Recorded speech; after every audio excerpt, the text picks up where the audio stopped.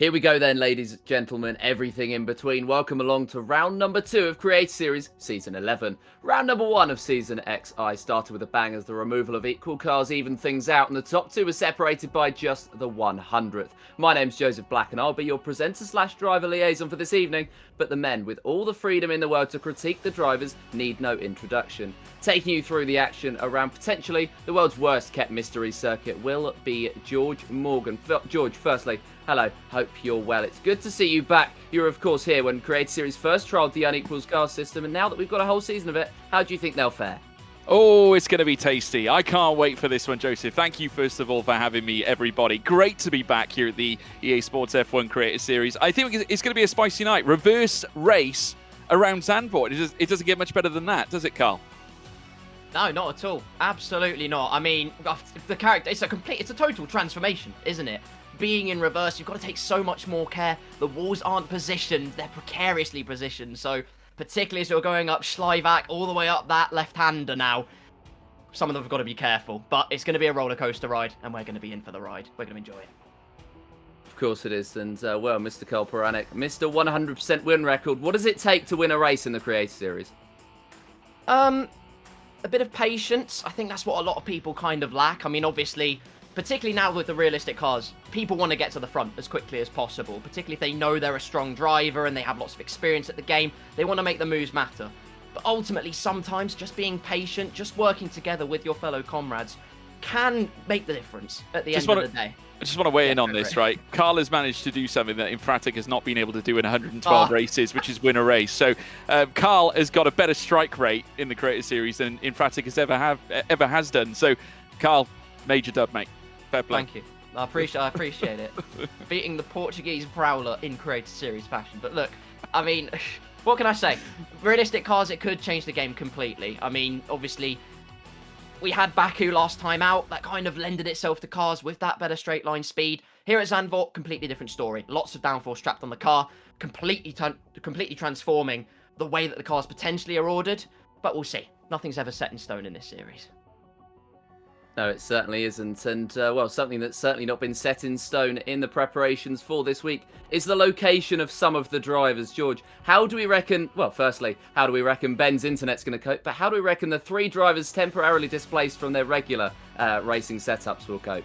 Well, it's a question really of how they're going to cope, I suppose, being outside of their comfort zone and then also having technically an audience at the same time, because we know what it's like, you know, moving from the online setting to then all of a sudden being thrusted into essentially by and large a LAN environment. You know, how are they going to cope with that? Obviously, we have had LAN events in the Creator Series in the past, but, you know, drivers don't necessarily get to deal with it in this series on a regular basis like they do in the F1 Sim Racing World Championship, so that's going to be intriguing. Then again, you have got the technical issues that you've got to consider as well. Is there going to be a little bit too little bandwidth available for all these talents to compete with? It's certainly going to be an interesting debate, and it's certainly going to be interesting to watch those drivers. But we'll turn our attention to the action on the circuit, and, well, I'm sure we'll be getting the cars out very soon.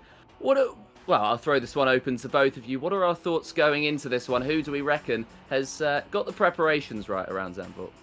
I think GB obviously one to watch. I think he's definitely shown a lot of promise. The only thing that's going against GB at the moment is the fact that he had a recent hacking issue where he lost his entire YouTube channel and by and large everything else. I'm wondering if that's going to be an imposition for him running into this week's action. Of course, other drivers to watch out for. You do have, of course, Racine Chai, who came second last time out, former champion of the series as well at the same time, always there and in with a shout also in this series. Alex Gillen, the most successful driver in the championship's history as well at the same time. Most level or number of race wins are against his name at 27. I think there'll be, you know, certainly nothing against him obtaining 28 this time. So I think tonight could be Alex Gillen's.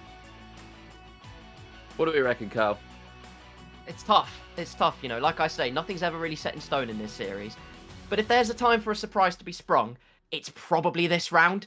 I'm going to put my neck on the line here. I'm going to say keep an eye on both Racing Bulls and both Haas cars. You've got Meraki and Formula Kai in both the Haas cars. Meraki was very quick round Azerbaijan. So was Formula Kai. Obviously, compromised qualifying sort of curtailed his progress anyway early doors. But he did make hay while the sun shone. And I think he's going to be one to watch today. Also, of course, Tom97, we know he's rapid. And Razin got so close last time out. but you never know. You just never know. But I think between those four, it's going to be a spicy one. It certainly will be. And of course, last time out, it was the Kick Saubers who were able to take as full advantage of the circuit that they were at. They had the straight line speed to pick up first and third place, GB68, and Alex Gillen picking up 2 podium positions within a second of each other. But you can see there, Razin Chai was second place, 0.01 in behind GB. Are we expecting something similar tonight? We're expecting the racing to be that close? I think it'll be tight, in all honesty. I think it's going to be interesting because obviously how are the drivers going to adapt with the changes now moving into the realistic performance cars? That is ultimately the big tester. But, straight from the get-go, for GB to suddenly plunge his way to the top ahead of Razin Chai is quite the statement. Of course, GB arguably the most successful driver not to win a championship, I think, in my view. I think other drivers you've got to watch out for as well include Meraki, Safso, of course, the original OG champion, PS1 Hagrid, as we like to call him. Timet Marduk, also a former multi-time champion of this series. We always look back to Season 6 being one of the top championships, or the top fight that we ever had in this series between him and M-Sky-Z, and it culminated in quite a controversial moment at the end, but it was a pleasure to watch. Other names to watch out for: Lolinoba, ever the improver, the passionate Italian, obviously is always there and in the shout, so watch out for him. Elsewhere, other protagonists can also exist. I always mark out that guy Vince to be quite the challenger. Generally a decent racer. I think his race trim is better than his quali trim.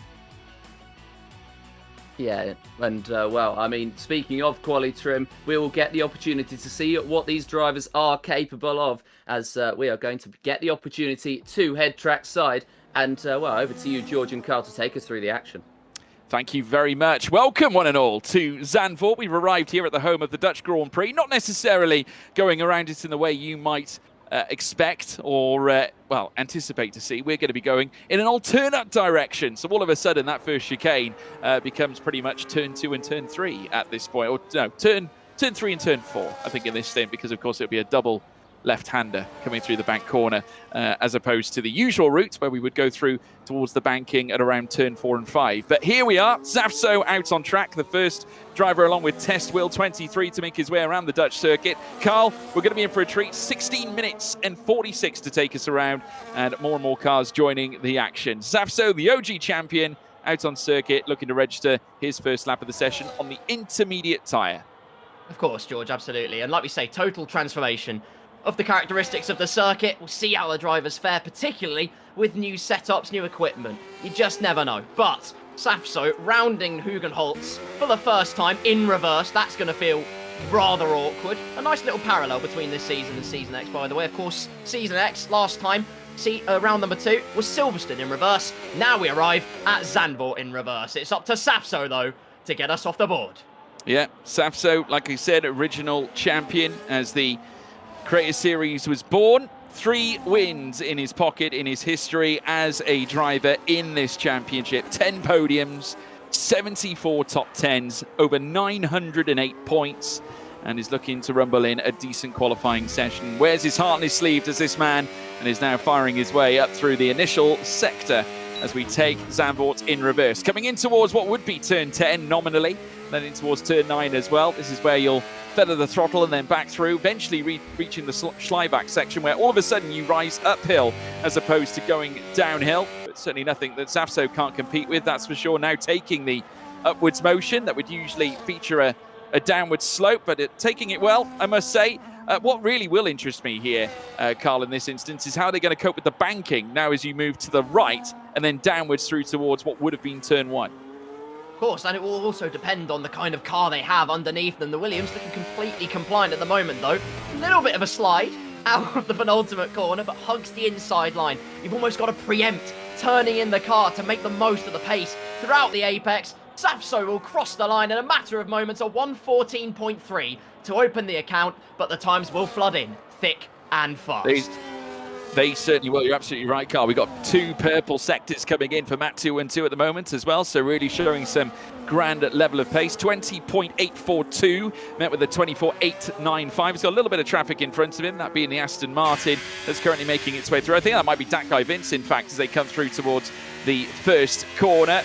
generally on the normal or nominal lap, as now we see Matt 212 right on the rear diffuser of the Aston Martin, looking for a delicious tow, and sets in place a 1:10.487. Key to note, though, that is on the soft tyre. Concept 7 F1 goes second fastest. That guy Vince, highest of the intermediates on a 1:13.663, and Adam Sanderson, the second Aston Martin into P3, also on the soft tyres now with a 1:12.053. Not a great lap considering he's on the faster compound. That too, and also he's got the equipment to figure out as well. It's all the time acclimatizing to his new surroundings as well. It's all a little bit unfamiliar. Just have to get yourself in the right frame of mind and psyche. Scott Taylor across the line, slowest of the intermediate time so far. It's actually quite courteous of Matt 212. Just shoved that guy Vince's diffuser across the line, puts him into Inter's pole, ahead of Razin Chai, who can't compete as Chappers goes fastest in the Alpine, a 1:10.314. So at the moment, that guy Vince in a very advantageous position. How about that? Yeah, and here comes Lord Gillen as well, about to come across the line to begin his first flying lap. Great lap, though, from Chappers to go just nearly a 10th and 3/4 quicker than Matt 212, and incidentally making his way around the circuit once again. Ricky 03 also completing his first lap, but it wasn't a great one, a 1:15.165. Now the lowest of the soft tyre runners, so Adam Sanderson has spared his blushes whilst he sets himself up in an unfamiliar position, I suppose, to what he would usually be situating himself in, heading into a Creator Series qualifying session, as we now watch as Tom 97 on his return to the series once more looks to venture around the track and muster in his very best lap. It's a purple first sector, I will say, though, for Nelson Piquet Jr., as he now makes his way around the circuit right now with a 20.681 in the McLaren. And Super Noodle Bagel, his teammate, currently sat in the pits as it stands. But Lord Gillen, 21.6 in the first sector, met with a 26.2, looking to put together the fastest intermediate tyre time into the book. He's now making his way through towards turn 1 this time as he looks to land a big blow. Ricky 03 going second fastest for now, but here comes Gillen looking to lob himself ahead of that guy Vince. Can he do that? No. 9th fastest, and he'll sit 4th fastest in terms of intermediate tyre times. You keep an eye on Tom 97, though. He's just rounded the final corner across the line. He can't do it either. And as the clock ticks 12 minutes, that guy Vince takes Inter's pole in the Aston Martin. That's a remarkable effort. Fantastic from him as Matt 212 just casually goes even faster. A 1:09 now. We're properly pushing the boundaries here at Zandvoort. With 3 laps now attributed onto that soft tyre compound. Obviously wasn't happy with that initial lap, Matt 212, I'm sure, but I'm sure that 1:09.654 will be something to be proud of and will put him in a very good position for the latter point in this session. But bear in mind, short qualifying scenario here this evening in this Zandvoort reverse race we are bringing you, folks. So it's going to be a mighty race. It's all about this session with 11 minutes and 15 to go. Still plenty of time for improvements. We've got improvements coming in as well across the grid order. Currently, Tim Marduk putting together a time of a 1:14.411 in the pits at the moment, though. 12th fastest, slower than his own Kicksauber teammate. Scotty Designs, by the way, also making his way around the track. 20.9 with a 26.125, the creator of the meme recap.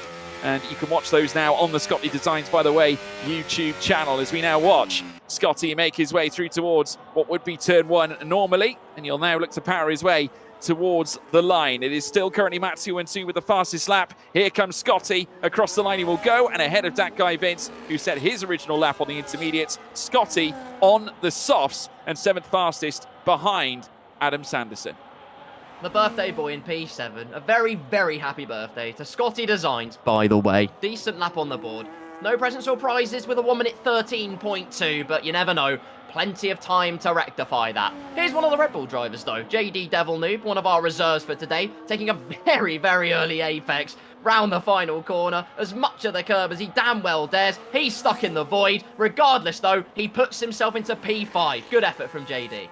Hold the phone. Safso Purple in the middle sector, 24.7, and not a bad time at all after a 20.966. He's making his way up towards the line. Will he ascend to stardom? Not quite. Only enough for 4th fastest, but the highest Williams, because the second one, Infratic, currently dallying about down in 20th place with no time currently registered. Of course, a little reminder for you, Fabio, 112 races, 0 wins, 3 podiums in that time, and only 495 points against his name as well. There is Super Noodle Bagel making his way around the final corner.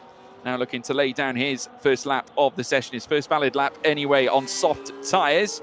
Here he comes now, and it will be 10th fastest. Not a bad first effort, and does have time to go again with 9 minutes and 17 to go. Yeah, decent from Super Noodle Bagel into the top 10s. They're a kick Sauber out of the pit lane.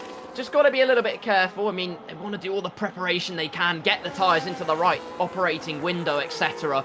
But Fabio actually gets a lap on the board. He has made his mark into P7, immediately usurped by Test Will in the customer Mercedes. At 1 minute 10.506, only 6 thousandths between 5th and 7th is absolutely ridiculous. And only 8 thousandths behind them is JD Devilnoob. That's going to give us a kind of idea of just how close this qualifying session can be. We saw how close it was in the race in Baku. Here in Zandvoort, it looks to be no different. And we got purple sectors also for the Aston Martin of that guy Vince, who's making his way towards the line and will go fastest of anybody, a 109.640. A great time from that guy Vince. Matt 2-2 was holding his own for a grand degree of time. It wasn't a trio of purple, unfortunately, for that guy Vince. The last sector still being homed here by Matt 2-2, but it's 14 thousandths difference between them. A minute gap as Scotty Designs looks to rejoin the circuit, or does he? Yellow flags being issued as he makes his way out of Schleibach corner. As we have more and more times coming through, Formula Kai popping himself into third place. That's 3 drivers now in the 109s as things stand. Matt 2-2 now moving on to a fresh set of soft tyres, and now looking to close out this session in grandiose style. We got Scotty Designs, by the way, invalidating that run as we just saw. Scott Taylor down in 16th place with a green first sector, and Meraki, Tim at Marduk, both issuing improvements at the same time. Here comes Tess Will 23. He will now move himself. Will he go higher? No, 8th fastest for him as we now await others to cross the line. We do have Tim at Marduk, though, up into 4th. After those improvements in the first 2 sectors, he's managed to gain a couple of places. So the kick Sauber inside the top 4, but still with some work to do to close up on that guy Vince, as Chappers goes 4th fastest with a 110.086. Yeah, keeping an eye on Chappers because he did actually very impressively in Azerbaijan. Also keeping an eye on Mr. Lord Gillen because he did get a slipstream inadvertently from, I believe it was Formula Kai at the end of his lap. So just to kickstart him in the right fashion, he's rounding the final corner now. So we'll see what kind of progress, if anything, albeit with a new setup and slightly acclimatizing all the way through. Where can Lord Gillen put himself? It's only P13 at the moment. Well, Tim at Marduk seems to be digging more out of the kick Sauber than Lord Gillen is right now as we watch Chappers make his way through towards the next segment, the soiree of corners before meeting Schleibach. And has largely qualified brilliantly. I have to say, Chappers really impressing, and one of the early 110 holders around this circuit. It's purple in the first sector, though, for Rasin Chai on this particular lap with a 20.441. So purple in the first sector for Chai, former champion, and improvements coming in for Tom 97, who has to improve because he's in the 114s as it stands. And it's purple in the middle sector again for Rasin Chai at this stage. So 2 purples obtained. The RB looking to hit the front. He's only got a few corners left before he can lay down his first proper benchmark time and looking to disrupt the Aston Martin of that guy Vince at the top of the timesheets. Remember, it's a 109.640. Rasin Chai, former champion, 9 times a race winner in the EA Sports F1 Creator Series, and provisional pole for now with a 109.414 and ahead of that guy Vince by over 2.25 tenths of a second. Couldn't quite get into pole. That psychological artillery belonged to that guy Vince. Rasin has it at the moment, though.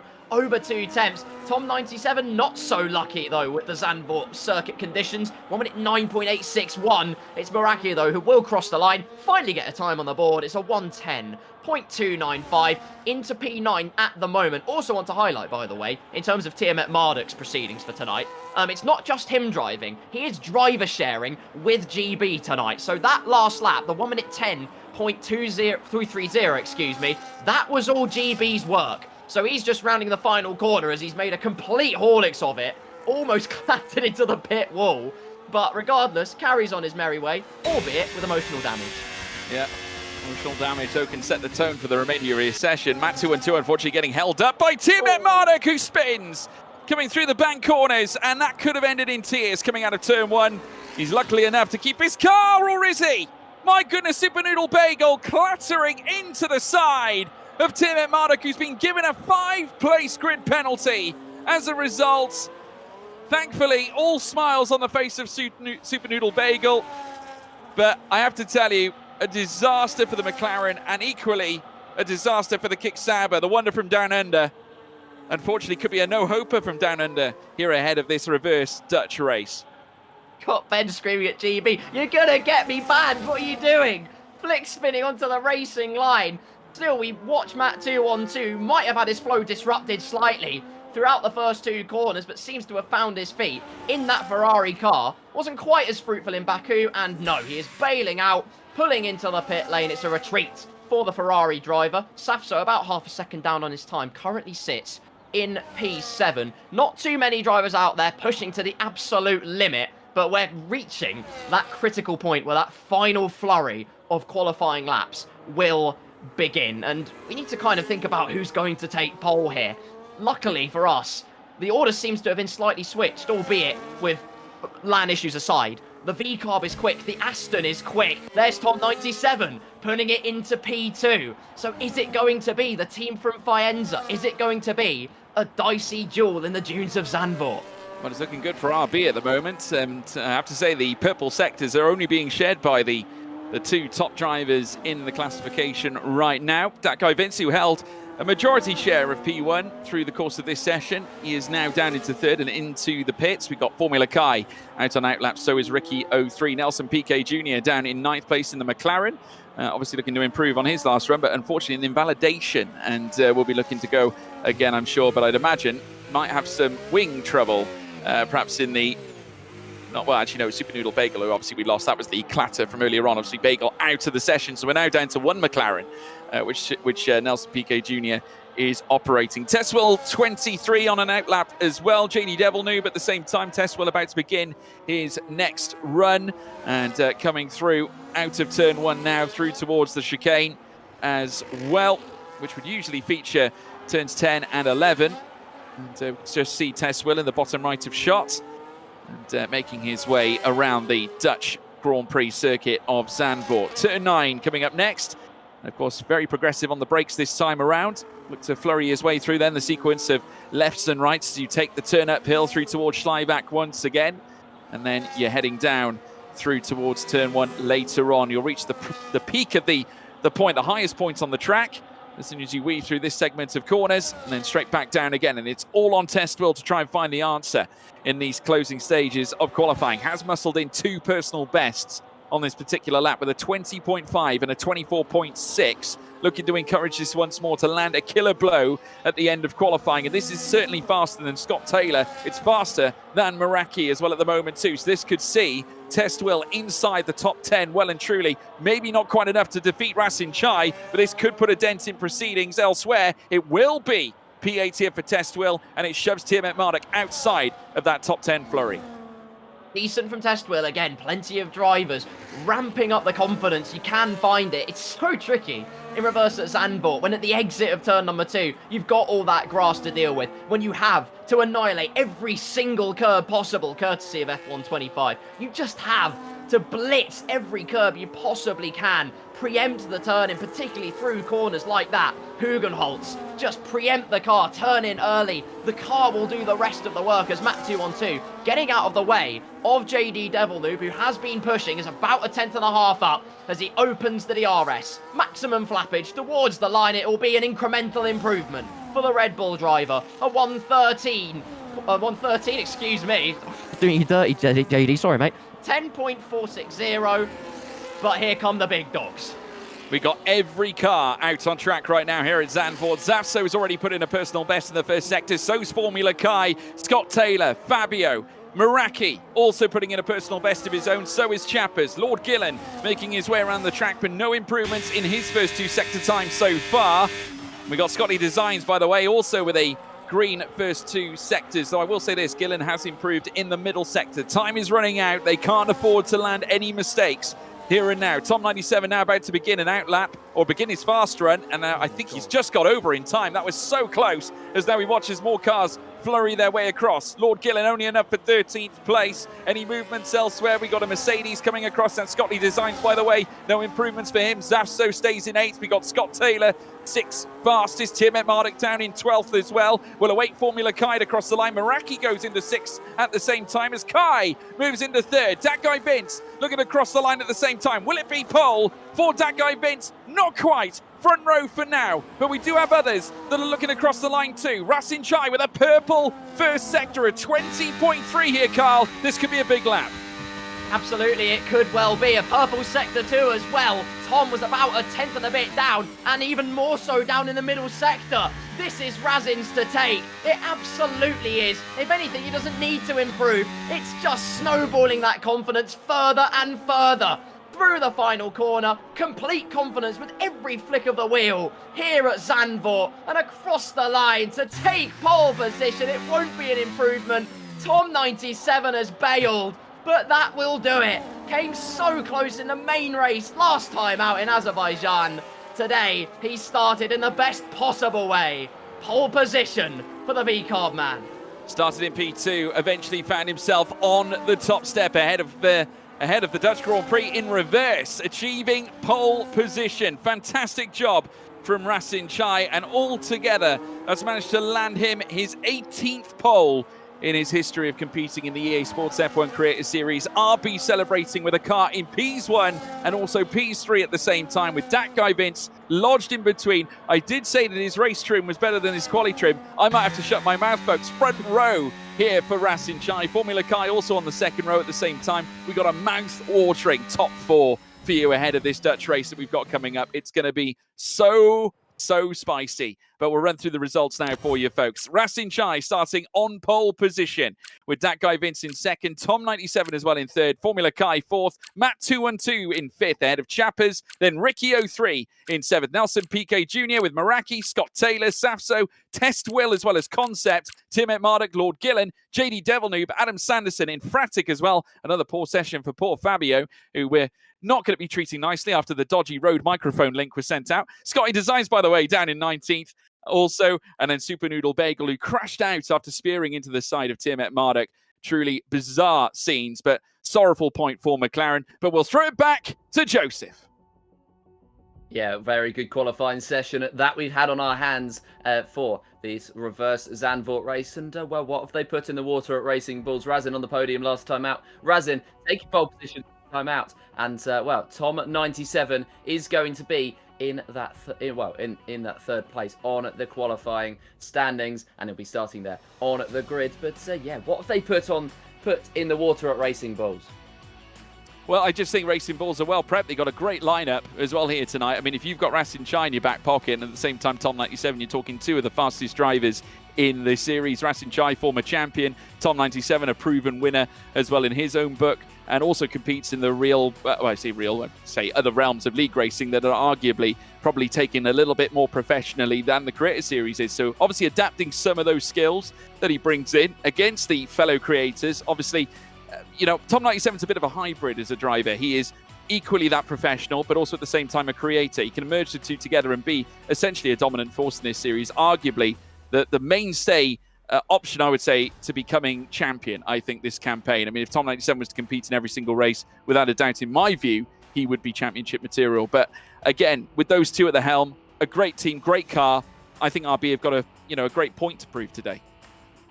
But interestingly enough, the fact that they're changing teams every race, they're not necessarily going to have the greatest team synergy in the world, but there's still going to be a bit of teamwork out on the circuit. Matt 212 helping the Aston Martin to take the Interpole, of course, of that guy Vince. And, 0.015 seconds, it's the tiny margins. But, Carl, how important is teamwork going to be? I think extremely important, but I would be under the full expectation that the gloves will be completely off. I mean, at the end of the day, there isn't a Constructors' Championship to worry about. That's the thing this season. So as much as there might be that element to consider usually, this season that all goes out the window. So it is literally every man creator for themselves.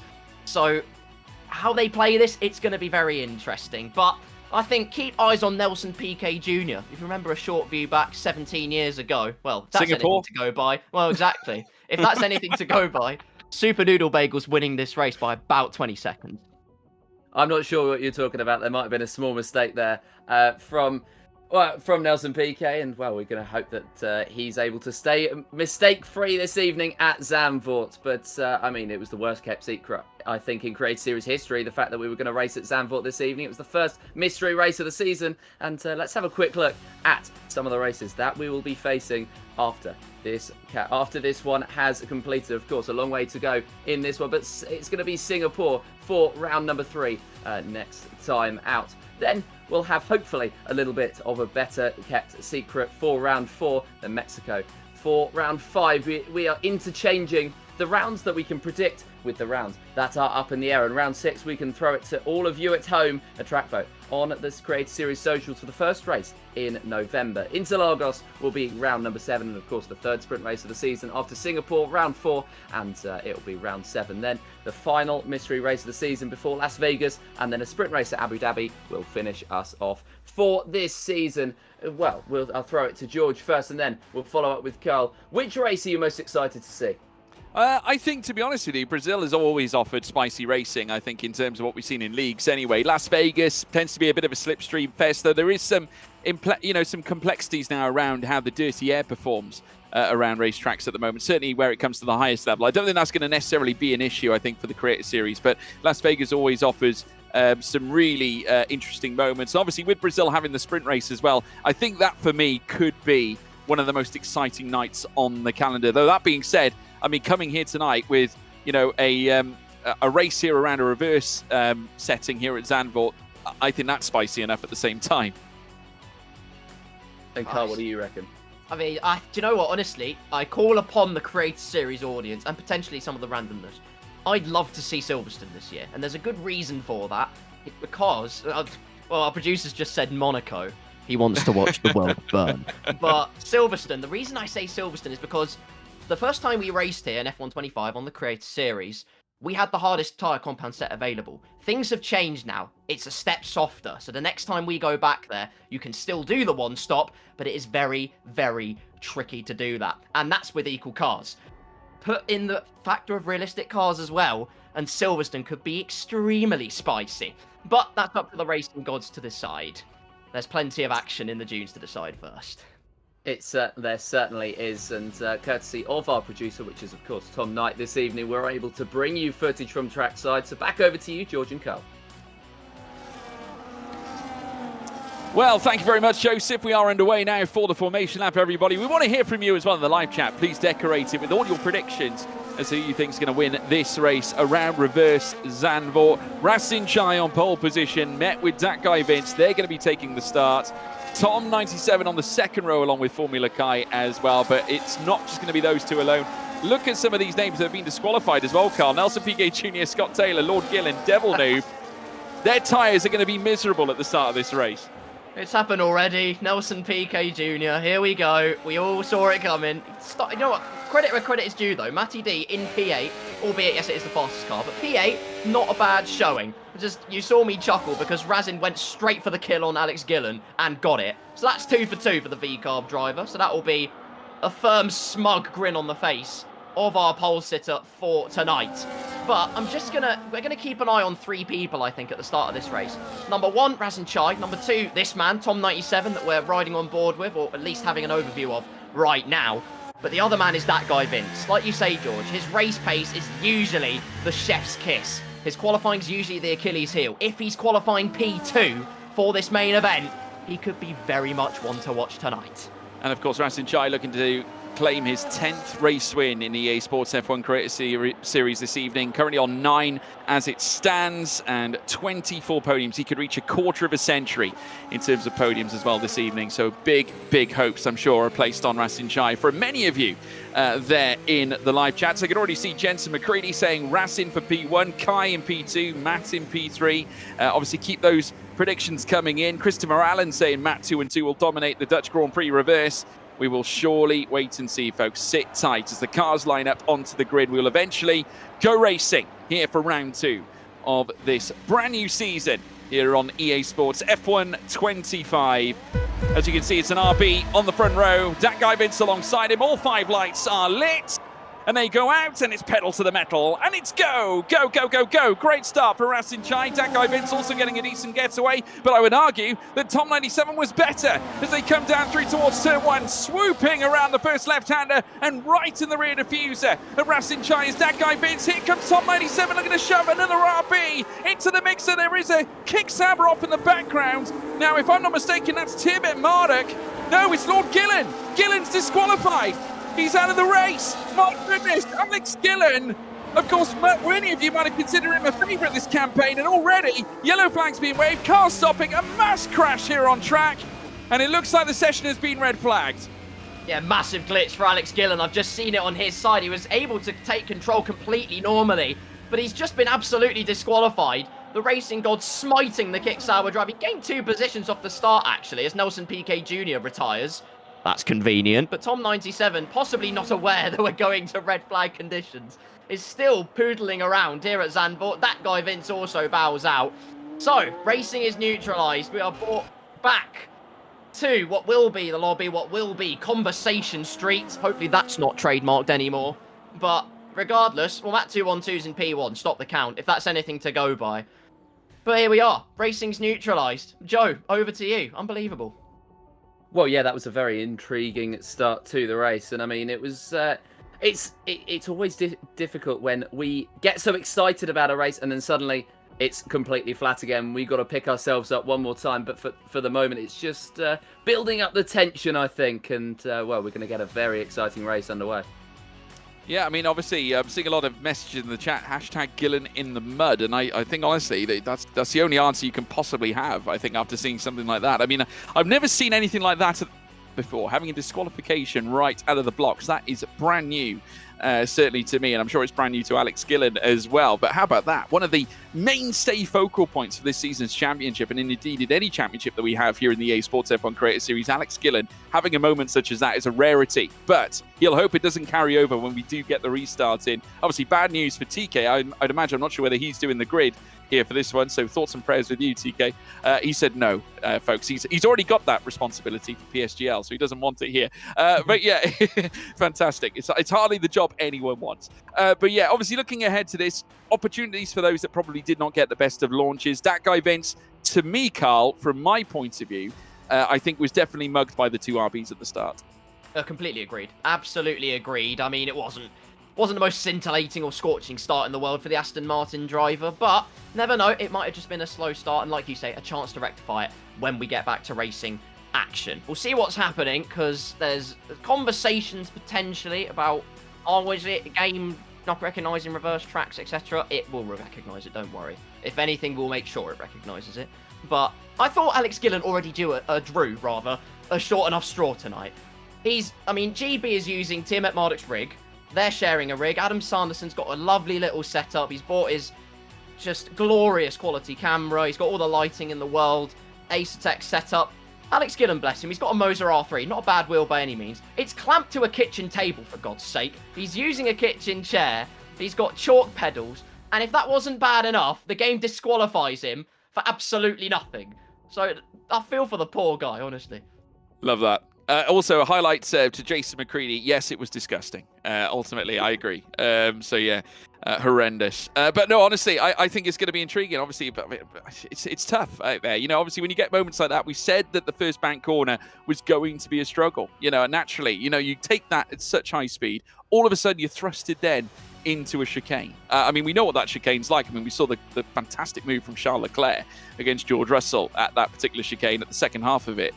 One of the best moves I think we've seen in the turbo hybrid era of the modern age anyway, at least I think so. It was absolutely phenomenal to watch. But yeah, you know, as soon as you're thrusted in from a high speed situation straight into a slow speed chicane, you know, that's when you're going to get trouble. And we saw plenty of that coming through the first bend.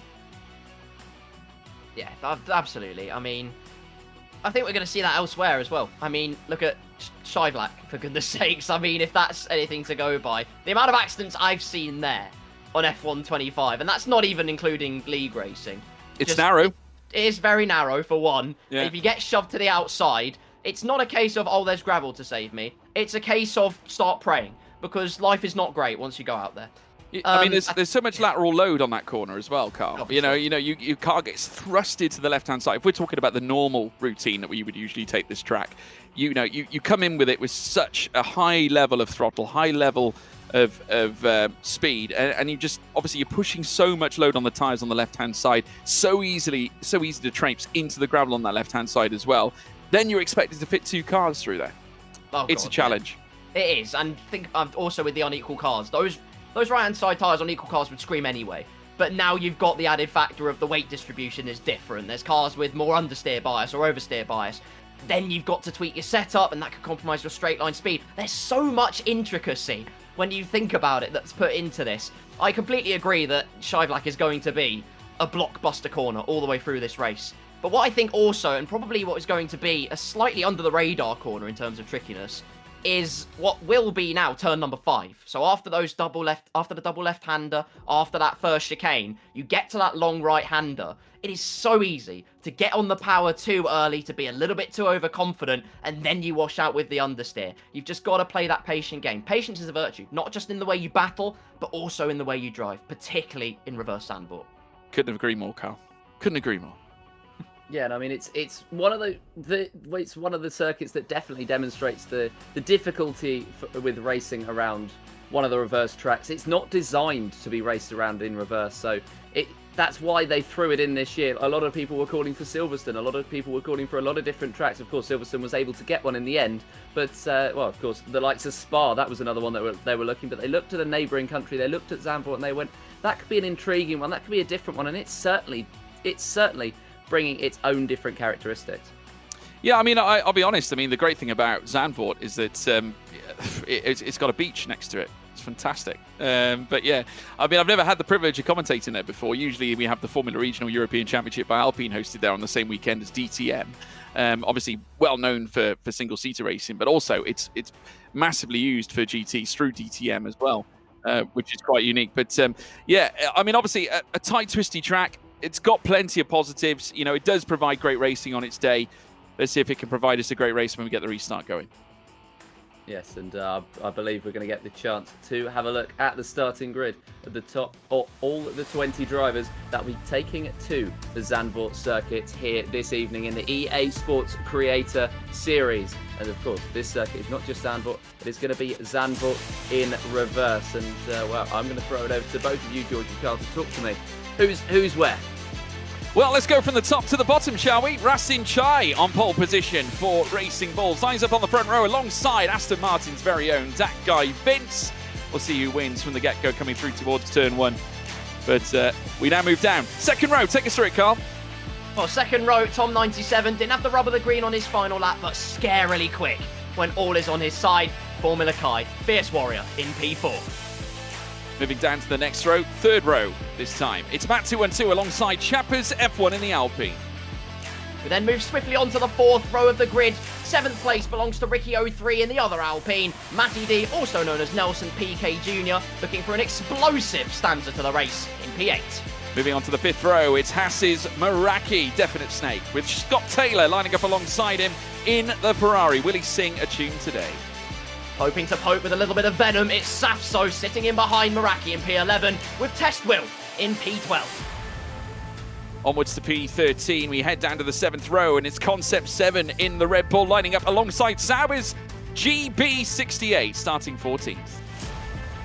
A double act between GB and Tiamat Marduk. It's going to be interesting to watch. The other kick Sauber, Lord Gillen in P15 with reserve driver JD Devilnu in P16. Just to note that GB is Tiamat Marduk. Heading down, it's Adam Sanderson in the Aston Martin 17th place with Fabio nursing a record of 112 races, 0 wins. Will it be 113-0 tonight? Remember, guys, this is his game. Birthday boy Scotty Designs in P19, by the way. And to round out the grid, Super Noodle Bakewell rounds out our lineup.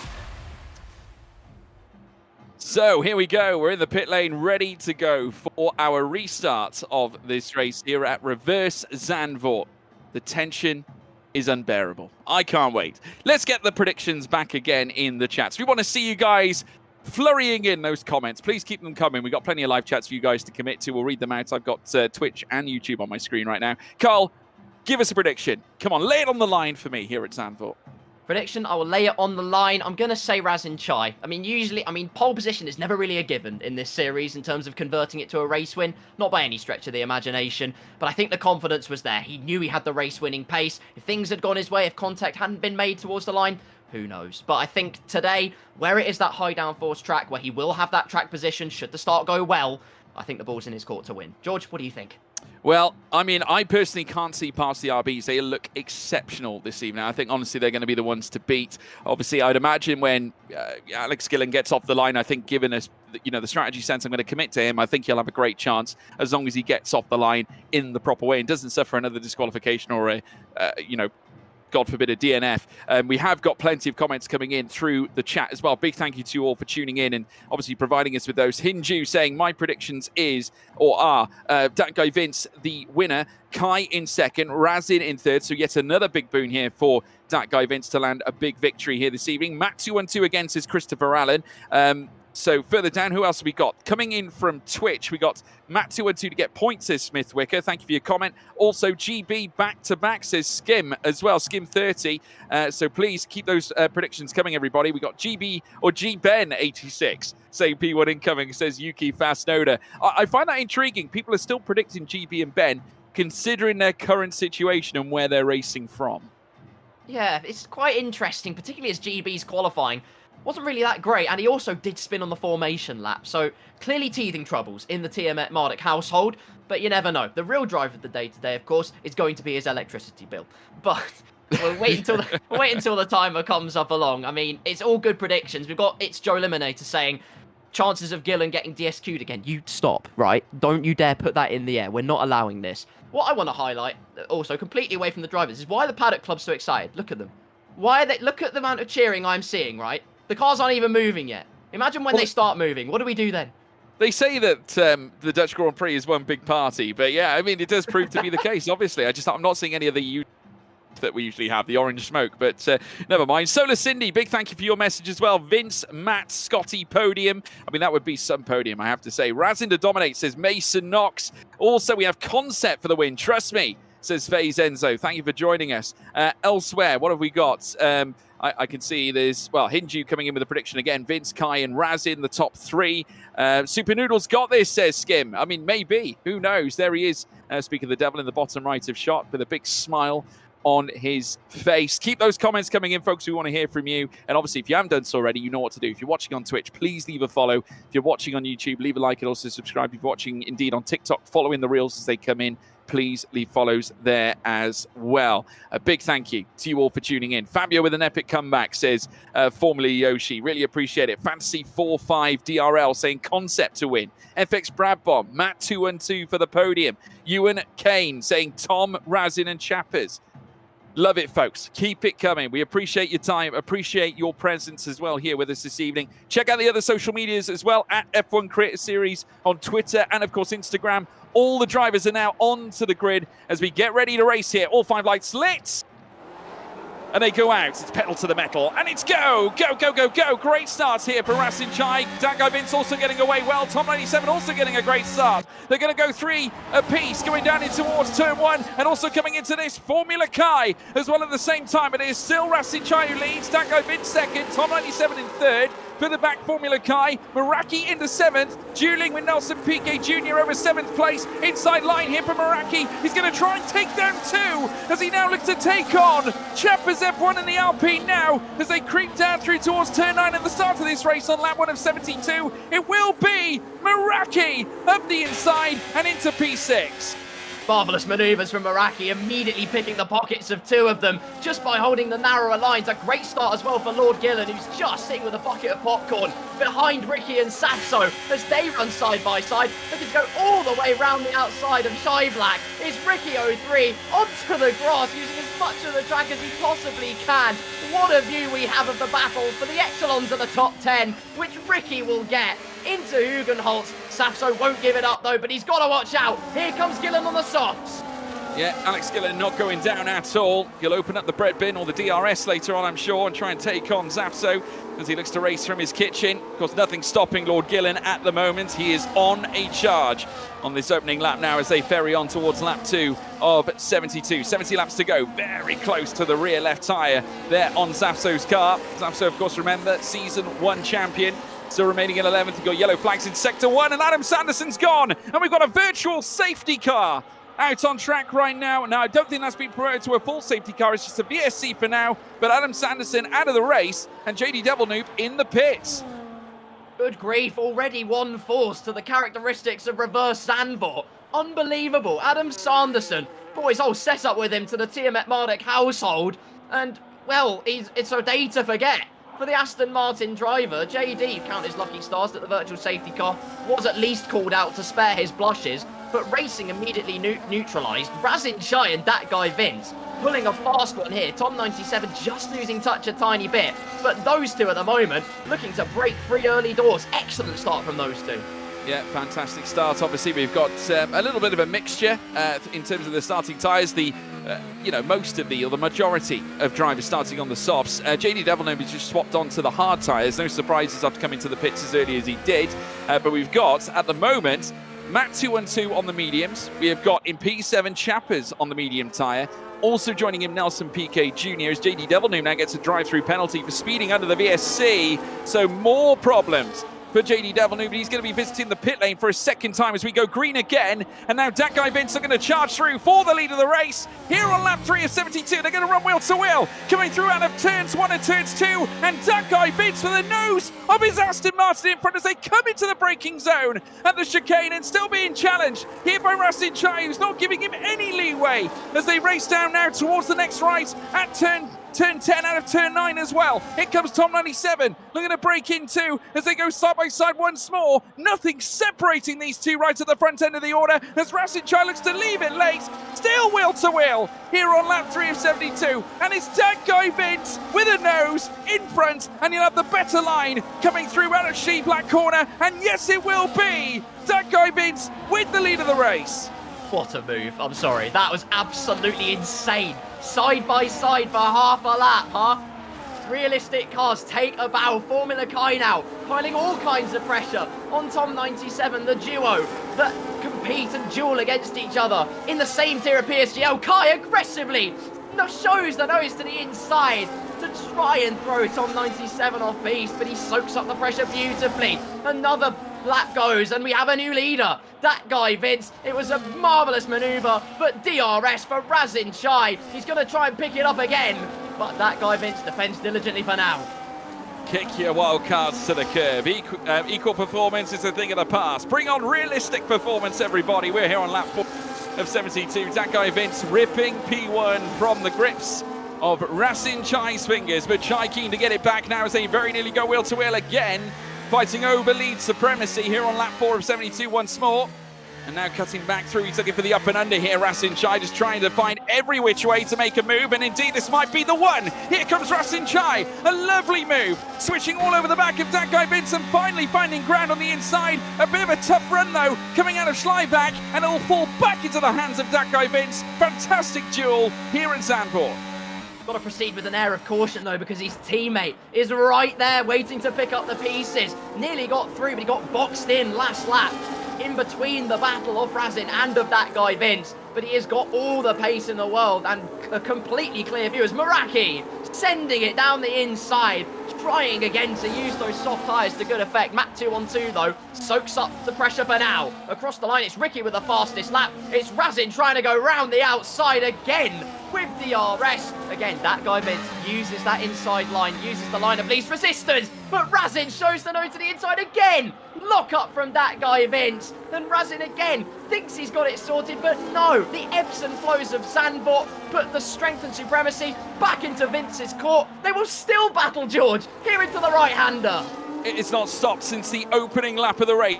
We had a VSC in between it, but it has not ceased the action, and Razin Chai has reclaimed the race lead now on lap 5 of 72 with a lovely move coming through what would have been turns 8 and turn 7, and now ferrying back uphill as they meet Schleiback once again. Tom 97 also watching all this unfold. There's a train leading all the way back to P17. Scotty Designs, by the way, as we ride on board here with Formula Kai all over the tail now once again. Tom 97 ferrying himself around, looking to try and tackle that guy Vince to place another RB inside the top two, but is unable to do so. Was so squirrely on the run coming out of the banked corner of Hugen Holt's box, and now coming through what would be turn one. Map 2 and 2 on the rise, and we've got a virtual safety car for the second time here at Zandvoort, and Scott Taylor comes into the pits.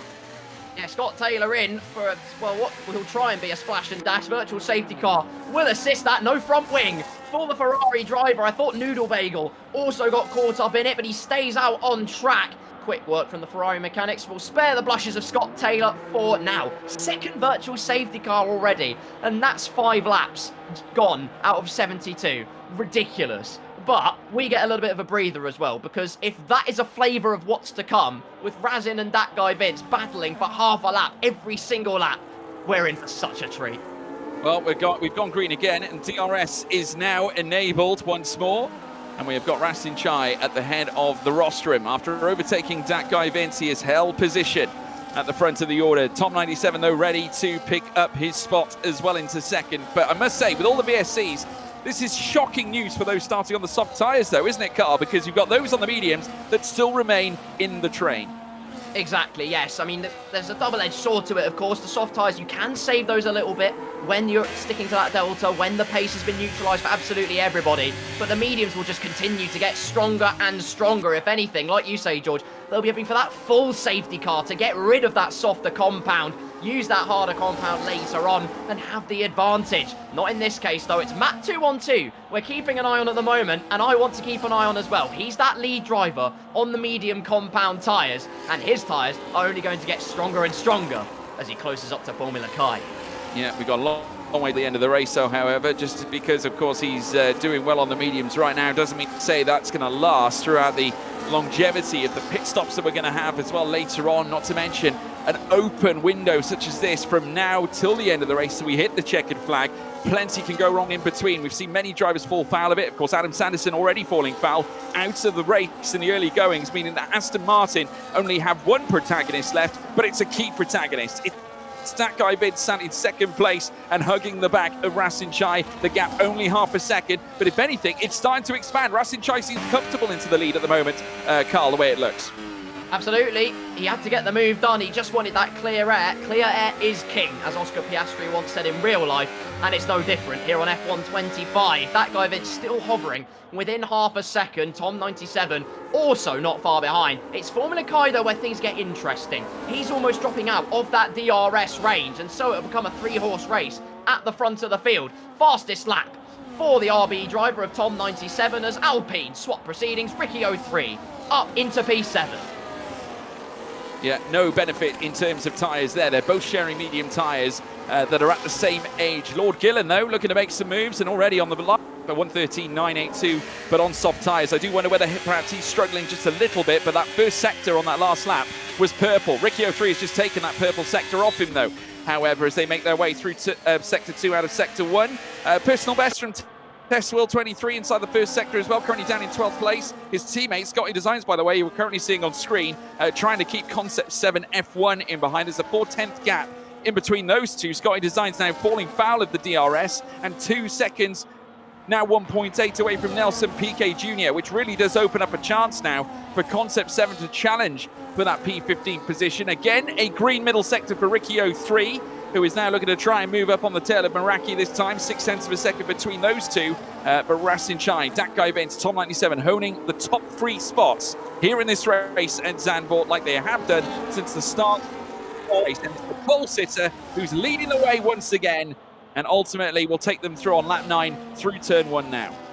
Yeah, constantly keeping it, these three. Absolute mainstays on the podium places at the moment. What's interesting is Razin can't really get away from that guy Vince. And that's what you have when you have these realistic cars. You can't quite use your own pace to extrapolate the advantage. We have a JD Devil noob up ahead, which they've got to be quite careful about. He's not that far ahead on the hard compound tyres, I believe it is. And yes, on the second set of hard compound tyres for JD Devil noob. as he's just getting in those laps, getting in the track miles, building up that confidence that eluded him at the start of the race. Who I will highlight, though, who's had a great start to the race, Lord Gillen, first of all, from, I think it's P15, has gained 6 places. And Infratic, as much as we've bashed him and his progress throughout the race, he's gained 6 places as well. And in fact, GB has done also. So not bad from those 3 by any means. No, not at all. JD Devil Noob, of course, so far, being on the hard tyres, he's on his 2nd stint of hard tyres, as you so rightly mentioned. Carl, of course, his performance right now, unfortunately, his lap currently sits at the 1:14.5. He's only going to hemorrhage more time as it continues. So even being on the hard tyre, it may not yet even work for him going later into the stint unless we get a safety car or something like that. Of course, we had a couple of VSCs as now we watch as Formula Kai now treads water all over the back. Top 97, also Dakkai Vince getting a little closer to the back of Rasin Chai at the same time. They are actually closing up to the back of the Red Bull of JD Devil Noob as they continue around on the opening sector on this next lap. We're finally into double digits in terms of the lap counter, folks. Lap 10 of 72 with 62 to take us through to the checkered flag. Now Vince looks to curtsy his way through turns 9 and turns 8 and ferrying around turn 7. Obviously, Rasin Chai will be hoping that JD Devil Noob doesn't cause too much of an imposition. Obviously, just wants as possible to keep Vince in behind. Couldn't agree more. He's got the advantage, of course, of that clear air. They're getting closer and closer, though, to JD Devil Noob. He's got to be a little bit careful, let's put it that way. Gloves are coming off, though, further behind. Formula Kai, we saw it pushing Tom 97 through the second corner. You had Matt 2 on 2, also almost taking advantage.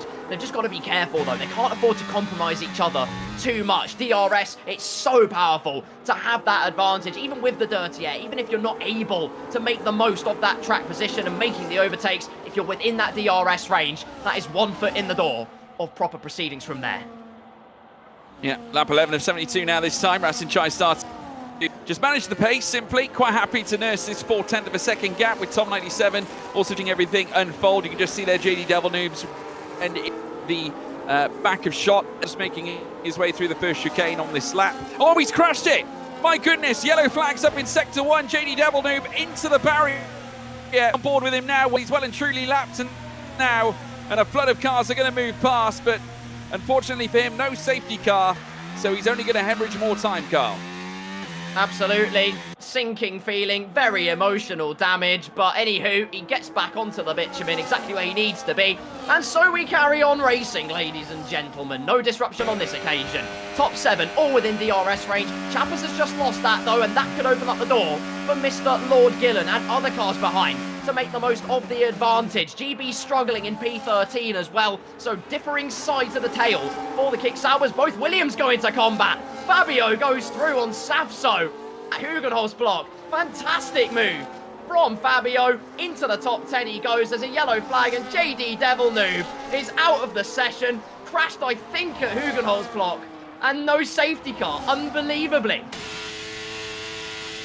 Obviously, it's saw it coming, I think, at this very early stage of the race. We run on board with Scott Taylor, who I'm sure would have loved a safety car at that point. They're already moving on to a fresh set of medium tyres. Oh no, that's the Mercedes of Testwell 23. And after coming toe-to-toe with Lord Gillen, finding himself in the barrier, and the car now starting to certainly slow up almost to a grinding halt, making his way through the gravel trap, which will not help his tyres. He's going to fall behind Concept 7 F1, and the reaction in the bottom right of shot certainly says it all. The frustration clear on the face of Testwell 23. It was toe-to-toe with Gillen that really helped him along his way, and Gillen now up into 11th now as a result. So it's now P16 for Testwell. Thinking feeling once again, and like you say, that's the double-edged sword of this track. It can be so fun to drive. It literally is theme park fun all the way through with all of the undulation. Make that in reverse as well. You've got a recipe for rampant racing. Alpine and Williams going into combat though. Both the Williams cars, both the growth-based team, mugging off the Endstone outfit of Chappers. 8th and 9th, Safso gets his teammate as well. What will be a drag race down the main straight as we head on to lap number 13. No DRS for Fabio. Safso will resume the head of the Williams order. Infratic will keep P9 as Tom 97 made an error. From P3 down he goes, and what looked like such a strong start for the Faenza outfit has almost gone completely into smoke. A very rare mistake. From up in free fall into 7th place behind 03. Obviously, Safso having his very own through goes Hamilton moment. Alex Gillen also on the attack after Chappers forfeited 2 places to both Williams drivers. Looks like Lord Gillen has now moved into the top 10 fray. And now on the tail of Infratic, who shouldn't give him an easy ride here on lap 13 either, as they now cruise down through Schleibach. And up the hill, and then down again, and onto the grass again goes Chappers. That's only going to slow him up. And now the breathing room has opened up between Chappers and Lord Gillen, as now Gillen looks to focus his attention on Fabio. Heading down in towards the next right-handed test wheel, already coming into the pits for yet another change of tyre. He's now onto the hards as we speak, so following in the same vein as what JD Devilnoob was doing after his moment earlier on. But we've also got Tom 97 coming in, obviously not happy with his compounded tyre. Obviously, I would imagine there is some flat spotting there somewhere. Makes sense to come in and get those tyres changed, and he's going onto the hards as well. There you go. We feel like he probably had to do it. Whatever the case was, he probably absolutely overcooked the Pirellis into pyroclastic flows. But regardless, out into the track, clear air ahead of him, a chance once again to swing the pendulum back into his favour. Razin leads, that guy Vince in P2. The battle between Formula Kai and Matt 212, by the way. Those medium tyres continuing to get stronger. That Ferrari supremely strong. He's now got a chance for a podium on his hands, driven quite strongly so far. Has Mr. Matt 212, just has to not be too passive. He's got to make the move count eventually. Yeah, no, he certainly does. Matt 212 currently sat in 4th at the moment. Now, obviously, right now, Kai in his forefront of view. They come down through towards the next right-hander. Meraki currently locked in behind as well in 5th. We've got 2 Haas cars inside the top 5 as it stands, with Rasin Chai still leading the way. Dak 2nd, now heading down the long straight. All in touch with one another. Safso in P7, 5.1 seconds away from Ricky 03 as they make their way now through towards the first corner apex, then coming through towards the next segment of corners where they'll reach the chicane through the latter point of what would usually be the normal layout of the circuit. But I want to say as well, phenomenal drive so far from Infratic, who's managed to really rise up the rostrum. P8 now on the back of Safso. 4 tenths separate both the Williams teammates, and Gillen being kept at bay as Nelson Piquet Jr. squirms all over the back of Tiamat Marduk. Yeah, GB still trying to come to terms with this new rig and this new setup, albeit for only this week. But he's struggling to find the rhythm and develop a flow here at Zandvoort in reverse. Nelson Piquet Jr. with every opportunity to scamper away should he make the overtake. But also the Williams drivers, you said Fabio having a great comeback. He absolutely is in P8. But the gap between both the Williams and that front 6 now, of course it can all change in a heartbeat. Of course they can all start battling brutally hard. But 5 seconds around the track like this, and when all the drivers are so locked in and honed in with every single apex annihilated, it's a tall order out there. Yeah, no, it's a very, very harsh challenge, I think, for many out there. They're all looking to try and contest for the best places out in the classification that we do have. As we now watch them come through the next left-hander. I do believe that we have Adam Sanderson available in the interview room. We can pull him in for a quick chat if he is available. And we will, of course, tow him in now shortly. So hold tight, folks. Bear with me as we look to bring in Sanderson to the chat. So let's have a quick look here. Commentary booth. Here we go. Adam Sanderson joining us here in the commentary box. Adam, well, we welcome you warmly, and I'm sure it's not welcome for you because you'd much prefer to be out on track right now. Yeah, just a little bit. Yeah, just a little bit. Totally not like I travelled 3 hours, dismantled my rig, brought my rig with me to just DNF on the beginning of lap 2. It is what it is. These things happen. That's how the way life goes, unfortunately. Yeah, it's a bit of a punishing one. Obviously, kick and start that race. It looks like it's going to be a good one though for Aston Martin because you've got that guy Vince still in second. Obviously, no teams championship this season. Yeah. I mean, exactly. I can't exactly say that the car was bad because the car is good around here. The only thing that Aston's lacking is straight line speed, but there's only one straight here. The rest of it is all about traction in corners, and Aston's great at it, and Vince is proving that point quite admirably. But alas, it is what it is. Obviously, we were never going to restart for a silly little mistake like that. But you saw, honestly, what it was. I bottomed out ever so slightly. I understeered, and I couldn't avoid it. But to be honest with you, I didn't see it until late. I barely race around this track. And I wouldn't have imagined that there would have been a part of the barrier jutting out like that. I would have thought that surely there would have been some form of safety precaution. But again, it is a reverse track, and the FIA haven't given it the once over. So that's what hurt me, unfortunately. Yeah. I mean, this is the typical element now. I mean, the one thing we do want to question is what is it like driving Zandvoort in reverse? It is unforgiving because all of the apexes, all of the curbstones, they're all in the wrong places. So you'll get right up close to the grass without having any kind of safety net of hitting an apex. Well, I say all of them, most of them. Like especially sector 2, you flow through that section going as close as you can to the grass without touching the grass. Normally the right way round, there's at least some form of curbstone or something to that you can run your tyres on, but unforgiving this time around. But I would say we'll come back stronger next week, but I'm not here next week, so maybe the week after. We'll see. Well, we hope to see you back, Adam. We do thank you for joining us, though, at the same time. We wish you all the very best. Hopefully round 3 is a little bit kinder to you. Yeah, we'll see. Thank you so much. Adam Sanderson, everybody. Thank you so much for joining us. No worries. Cheers, dude. Enjoy the race. Top man. Adam Sanderson, everybody. Of course, the unfortunate receiver, DNF here in the EA Sports F1 Creator Series. I think he was very frank in what he said, Carl. I agree. Yeah, I mean, it's not the ideal scenario. It's suboptimal is probably the best way of putting it. But regardless, there's plenty more opportunities to rectify that. As I said so many times, I try and be the optimism overlord as much as I can. Meanwhile, speaking of which, we're a quarter of the way through the race now.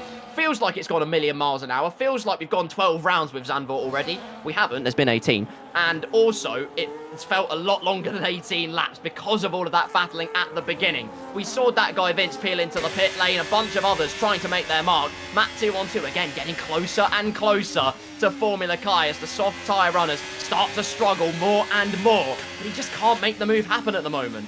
No, he's stuck down in P3 so far, and we're looking at a gap of 3.5 to 4 tenths of a second. Formula Kai still in second and embracing a rear-end view of Rasin Chai's car. Obviously, remember, not too long ago, we were seeing Tom 97 situated in 3rd place and trying to nurse for a podium place in the initial anyway. Obviously, still a lengthy portion of this race still to go. We're only on lap 19 of 72 at this stage. Still plenty of time for strategy to inflict something on this grid rostrum. But just looking at this, Fabio and Lord Gillen carefully moving their way up through the rostrum. Any concerns that they could feature towards the end of this one, Carl?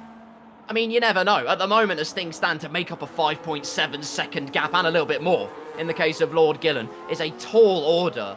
But it's Creator Series, so you never know. Of course, for those of you that are in the know, ladies and gentlemen, well, you know what I'm going to say. But if not, if you aren't in the know, firstly, welcome. And secondly, safety cars. They are intentional. They are allowed to be intentional. If your race is not going well, you are allowed to bin it. And you have to bin it. There's no retiring in the pit lane. Lap 62 is the cutoff for that one. So while things might seem like doom and gloom in their quest for the ultimate prize and supreme success, it is not over. Not even slightly.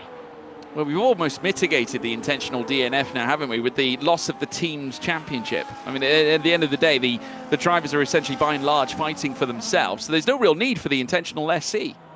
Well, quite. You're absolutely right. Ultimately, like you say, no team's championship to fight for. Therefore, you can't really assist your teammate in the grand scheme of things.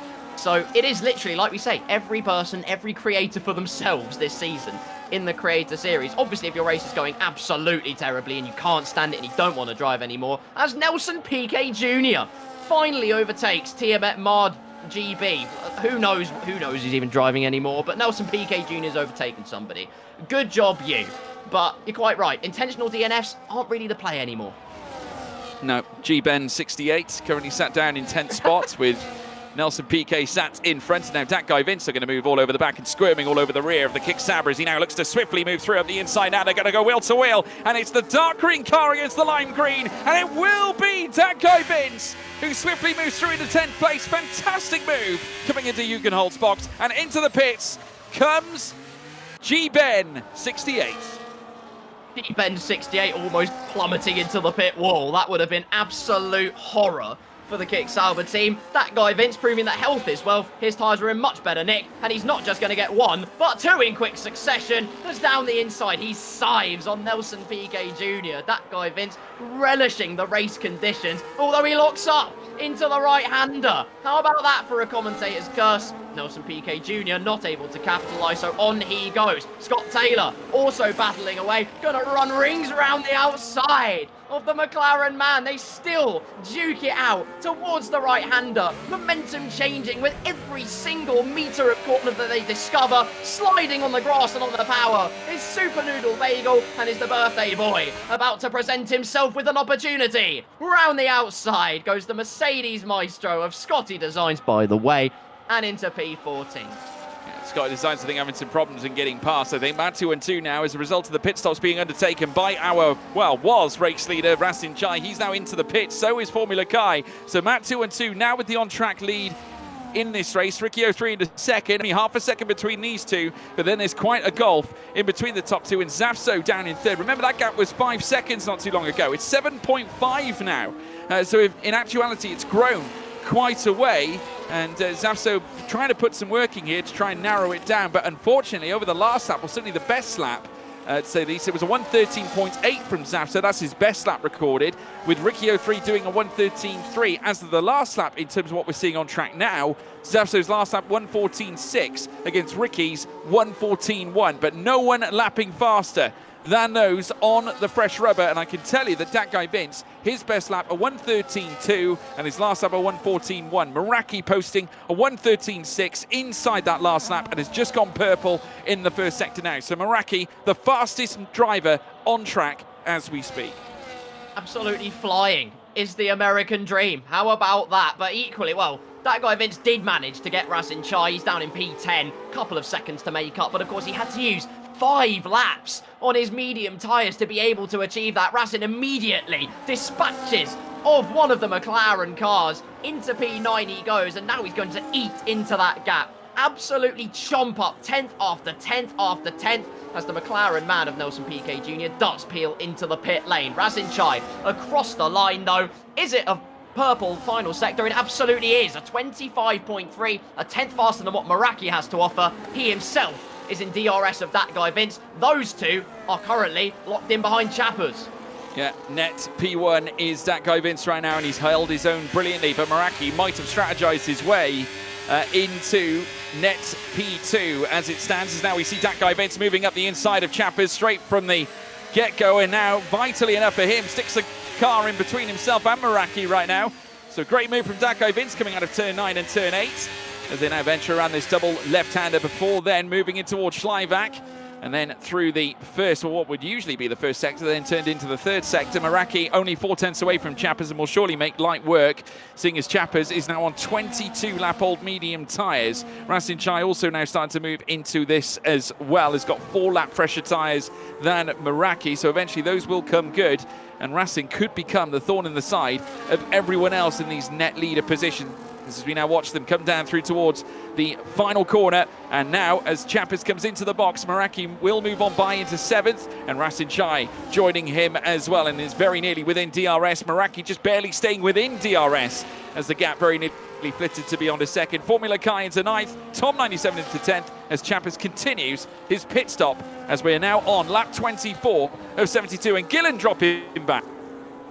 Yes, Gillen dropping back. Goodness me, down to P7 he goes. He's on 23-lap-old soft tyres. Fabio also has that same conundrum to deal with, so they've got to be extremely careful about how they play this. There's Rasin Chai scything on down the inside of the lean green machine, and the Faenza team fiercely fighting forwards into P7. And on fresher mediums, he's now got Meraki and that guy Vince firmly locked on with his reticule. Up at the front though, Matt 212 went 3 tenths a lap faster than Ricky, who's the next medium runner that has yet to pit in this race. Nearly, 8 tenths quicker than Safso, who is 3rd place at the moment. Matt 212 using that Ferrari, using the medium tyres to an incredible advantage at the moment.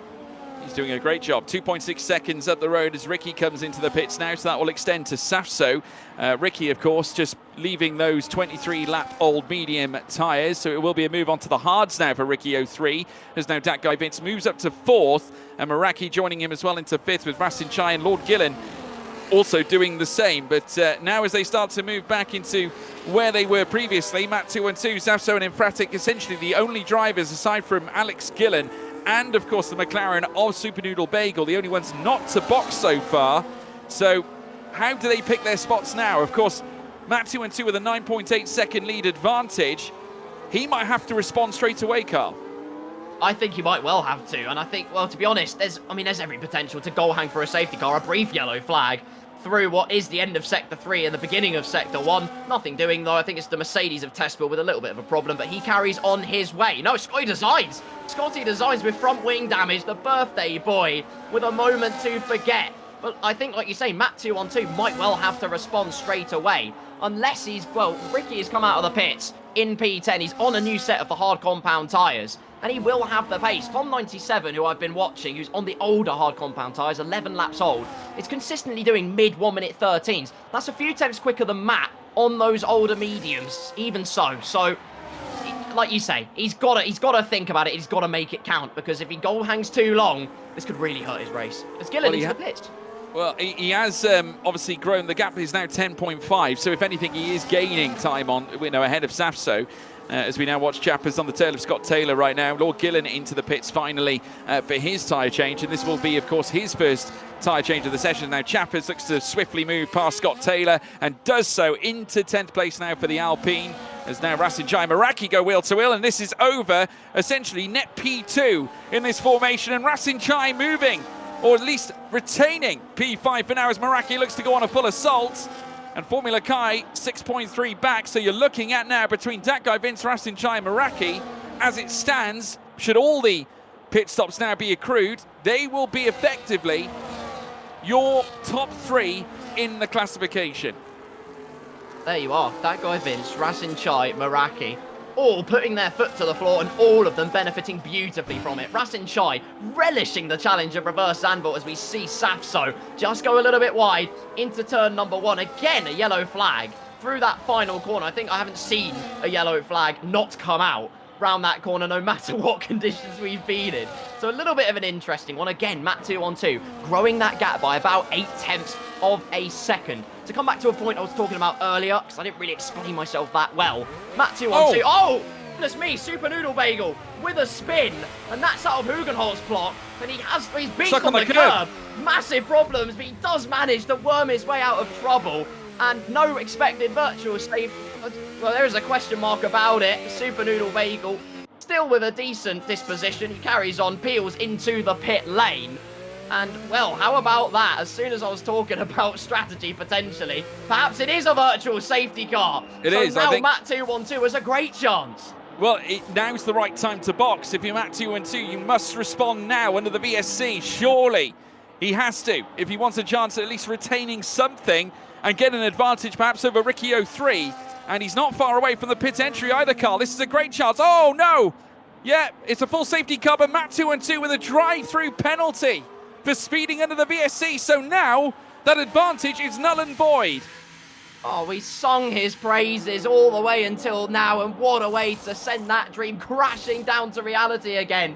New set of tyres for the Ferrari, man. That is going to be a gut-wrenching feeling. I was going to say his chat, I mean, everybody's huge for Williams. Well, it's huge for Williams, absolutely. Safso and Infratic, the ball is in your court. Fabio, you said it was your game, now is your chance. Razin actually stays out. Did he get ahead of Matt 212 at the proper moment? No. Has to slow down. Not that it will matter, because Matt 212 will have to concede. But that almost got very tasty.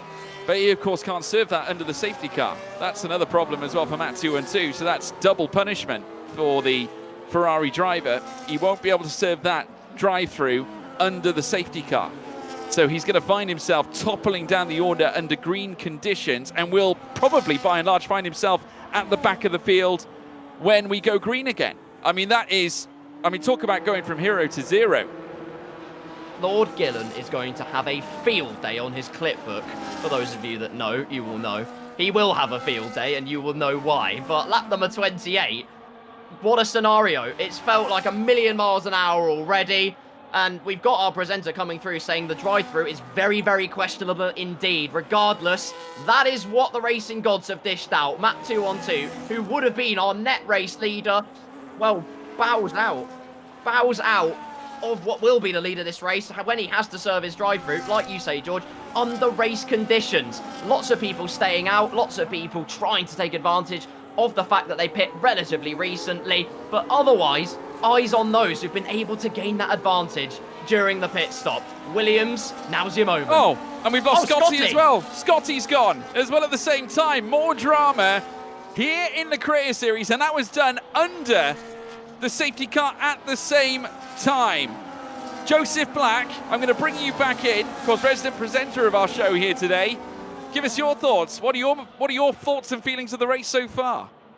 Well, it's been an absolutely unbelievable one. The increased safety car has really come into effect on this race so far in the first 29 laps of it. Of course, we're not even halfway through it, and so there's been loads and loads of drama. The drive-through penalty Matt 212 picked up was a very interesting one, to say the least. He was heading through what is normally the first sector, now is the final sector. He was going pretty much 60, 70 miles an hour. He had 2 seconds to slow down. Unfortunately, his donation and follow little overlay that he's got covered up what the delta actually was, but it gave him about 2 seconds, gave him a drive-through penalty. So, well, I don't even think he was speeding anyway, but it was very, very disappointing there for Matt 212, and very unlucky because of the pace he showed so far.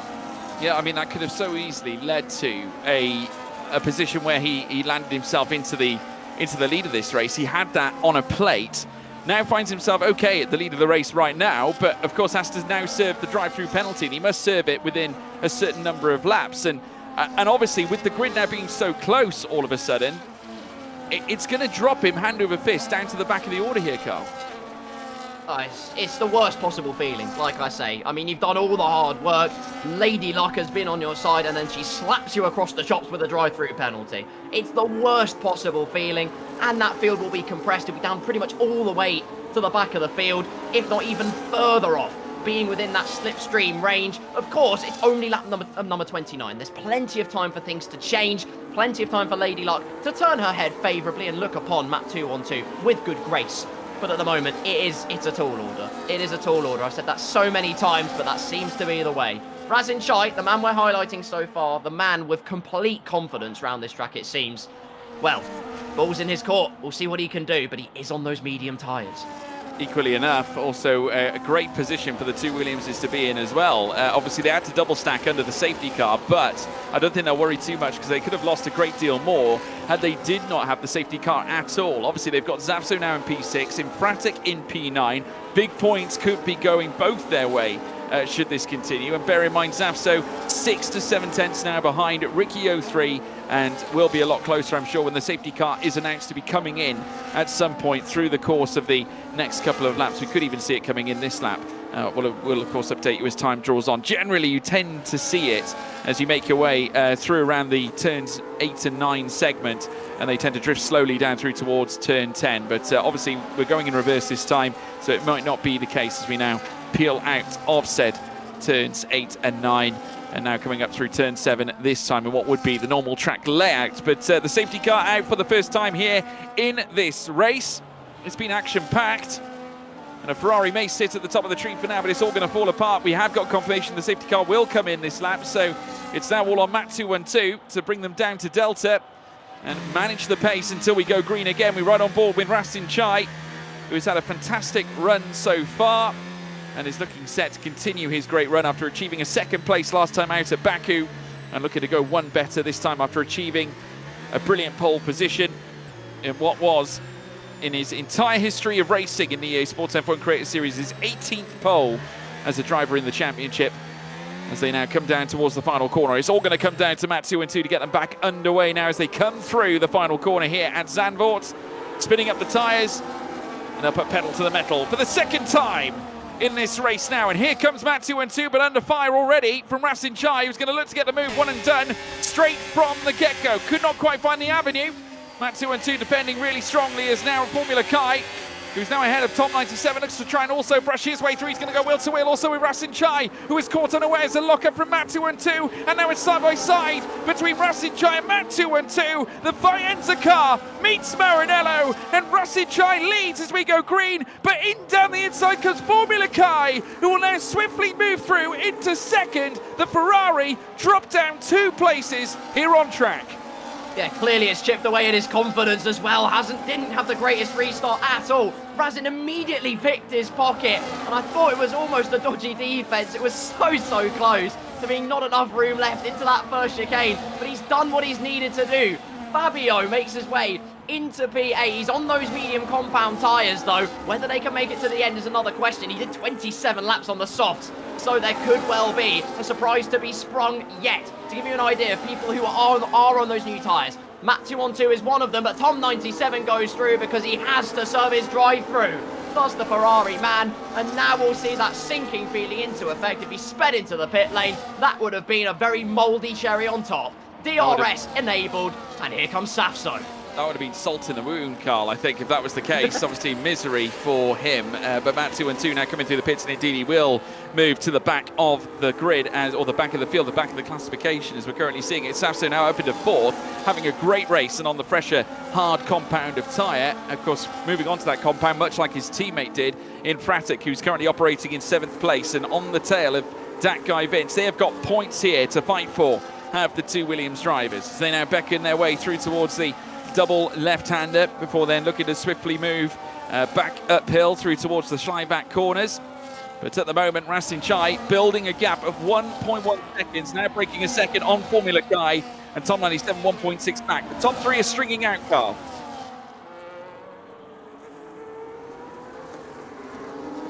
Okay, you'll be right back, folks. Do not worry. Rasin Chai currently sat 1.2 away. The gap is growing by another 2 tenths. Maraki, of course, moving by Infratic. I think he's had a moment, though. He's lost 3 places as Infratic. That is dramatic for Infratic. He is now down into P10 with Nelson Piquet Jr. all over his tail. Looks like he might have had a slight moment. As Safso now moves into 3rd as well. Great move here for Safso, past Tom 97. And those fresh hards are now starting to really work for him. Carl, you're back.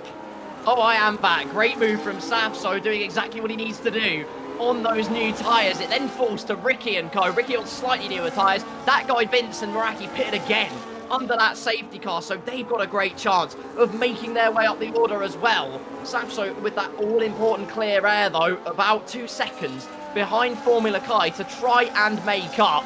As well, we look at Matt 2-on-2 once again. You said salt in the wound, now 7 seconds off the next car from what could have been a battle for the lead of the race. Yeah, miserable situation for poor Matt 2-on-2. We are currently, at the moment, 3 laps away from the halfway point in this race. Rasin Chai 1.4 clear of Formula Kai.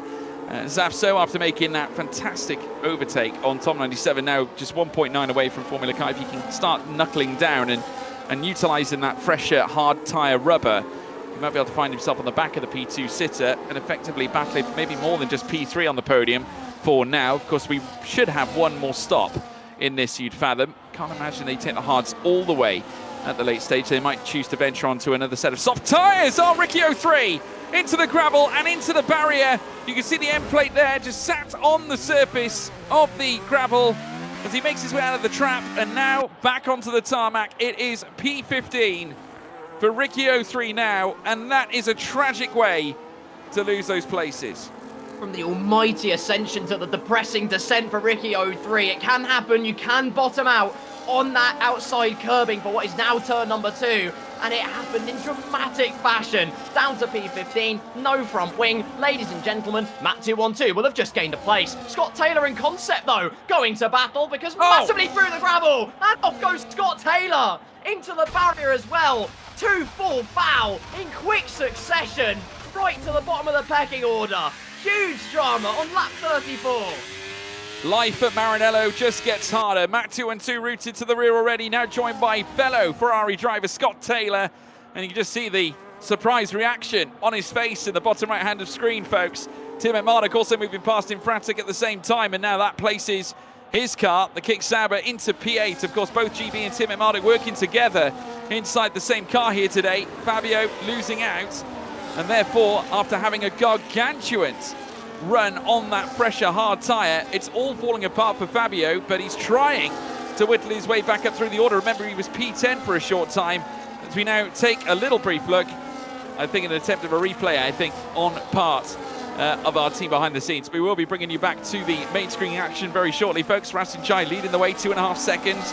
Safso 1.7 back away from the man in second. Tom 97 6/10 away. The group now starting to conform together once again. Zafso is getting closer to the back of Formula Kai. Absolutely. Got the new tyres, using them to great effect. Equally doing a brilliant job, though, is Tom 97. He's got 14 laps older hard compound tyres. Still hassling and harrying the Williams driver at every single corner, as we see lockups left, right and centre. The right-hand side of the car, George, we highlighted it before the race. It is going through torture here as they round again, as we reach the fulcrum point here in the Netherlands. Razin, our race leader, Formula Kai in P2, Safso in third, but Tom 97 goes through. Older tyres, newer tyres, it does not matter. When you've got a driver of that calibre, he does the work and he makes it stick.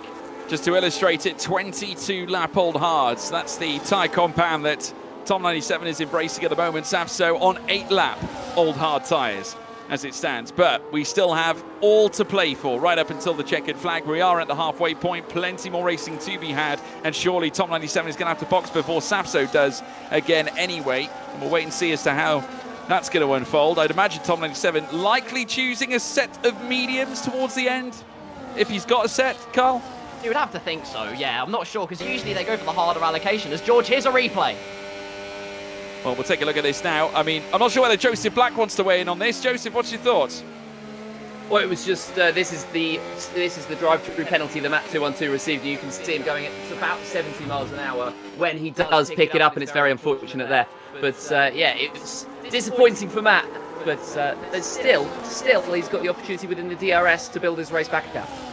Well, there we have it. Problems afoot at Ferrari. Matt 212 has gained a place on Ricky 03, though, off the back of Ricky's moment going through the gravel. Well, of course, he's had to come in for a wing change and a fresh set of tyres. So Matt 212 has profiteered something off the back of that. Scott Taylor now on a fresh set of softs, which is a bit of a different route to take in comparison to many. Of course, many of them would conform to the hard compounded tyre. Of course, perhaps Scott Taylor did not have a choice in his mind's eye as we now watch them make their way down on lap 37 of 72. We're currently seeing Safso trying to tail Tom 97 at the moment, who just recently re-overtook Safso to claim back his P3 position. But just look at how that gap's come down. Remember, it was over 1.8 seconds not too long ago. Tom 97, in the process of the last couple of laps, has brought it down by half. He's now within a second and has got DRS by and large on Formula Kai. And Tim Marduk's gone. Oh my goodness, and a safety car has been unveiled as well. Tim Marduk and GB68 both out of the race, obviously representing the one entry at Kick-Sauber, and now falling down the rostrum. And now it's down to Lord Gillen to get the points in a Kick-Sauber. Tom 97 with a drive-through. Tom 97's got a drive-through for speeding under the safety car. Nobody's safe when Bernd Mailander meets the track. G-Ben bows out here in Zandvoort. That makes it 4 now that have retired out of this Grand Prix. Tom 97 coming in for new tyres anyway. The answer, he's going on to softs now. And well, he's got nothing to lose. Now he's got the drive-through, so it might have been an on-the-fly change for the V-Carb man, knowing he'd have to serve that penalty anyway. So when he does come out of the pits, he can stamp on the loud pedal and he can properly eat into the gaps ahead. Well, I mean, our producer TK will know all about this because me and him worked together at Zandvoort. PSGL, of course, remember when all the drive-through penalties were coming into play after speeding in the pit lane. It was constant, everybody. We're seeing something similar once more.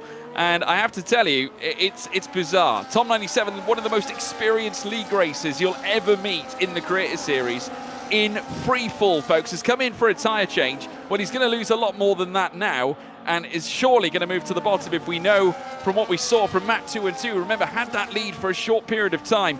Could have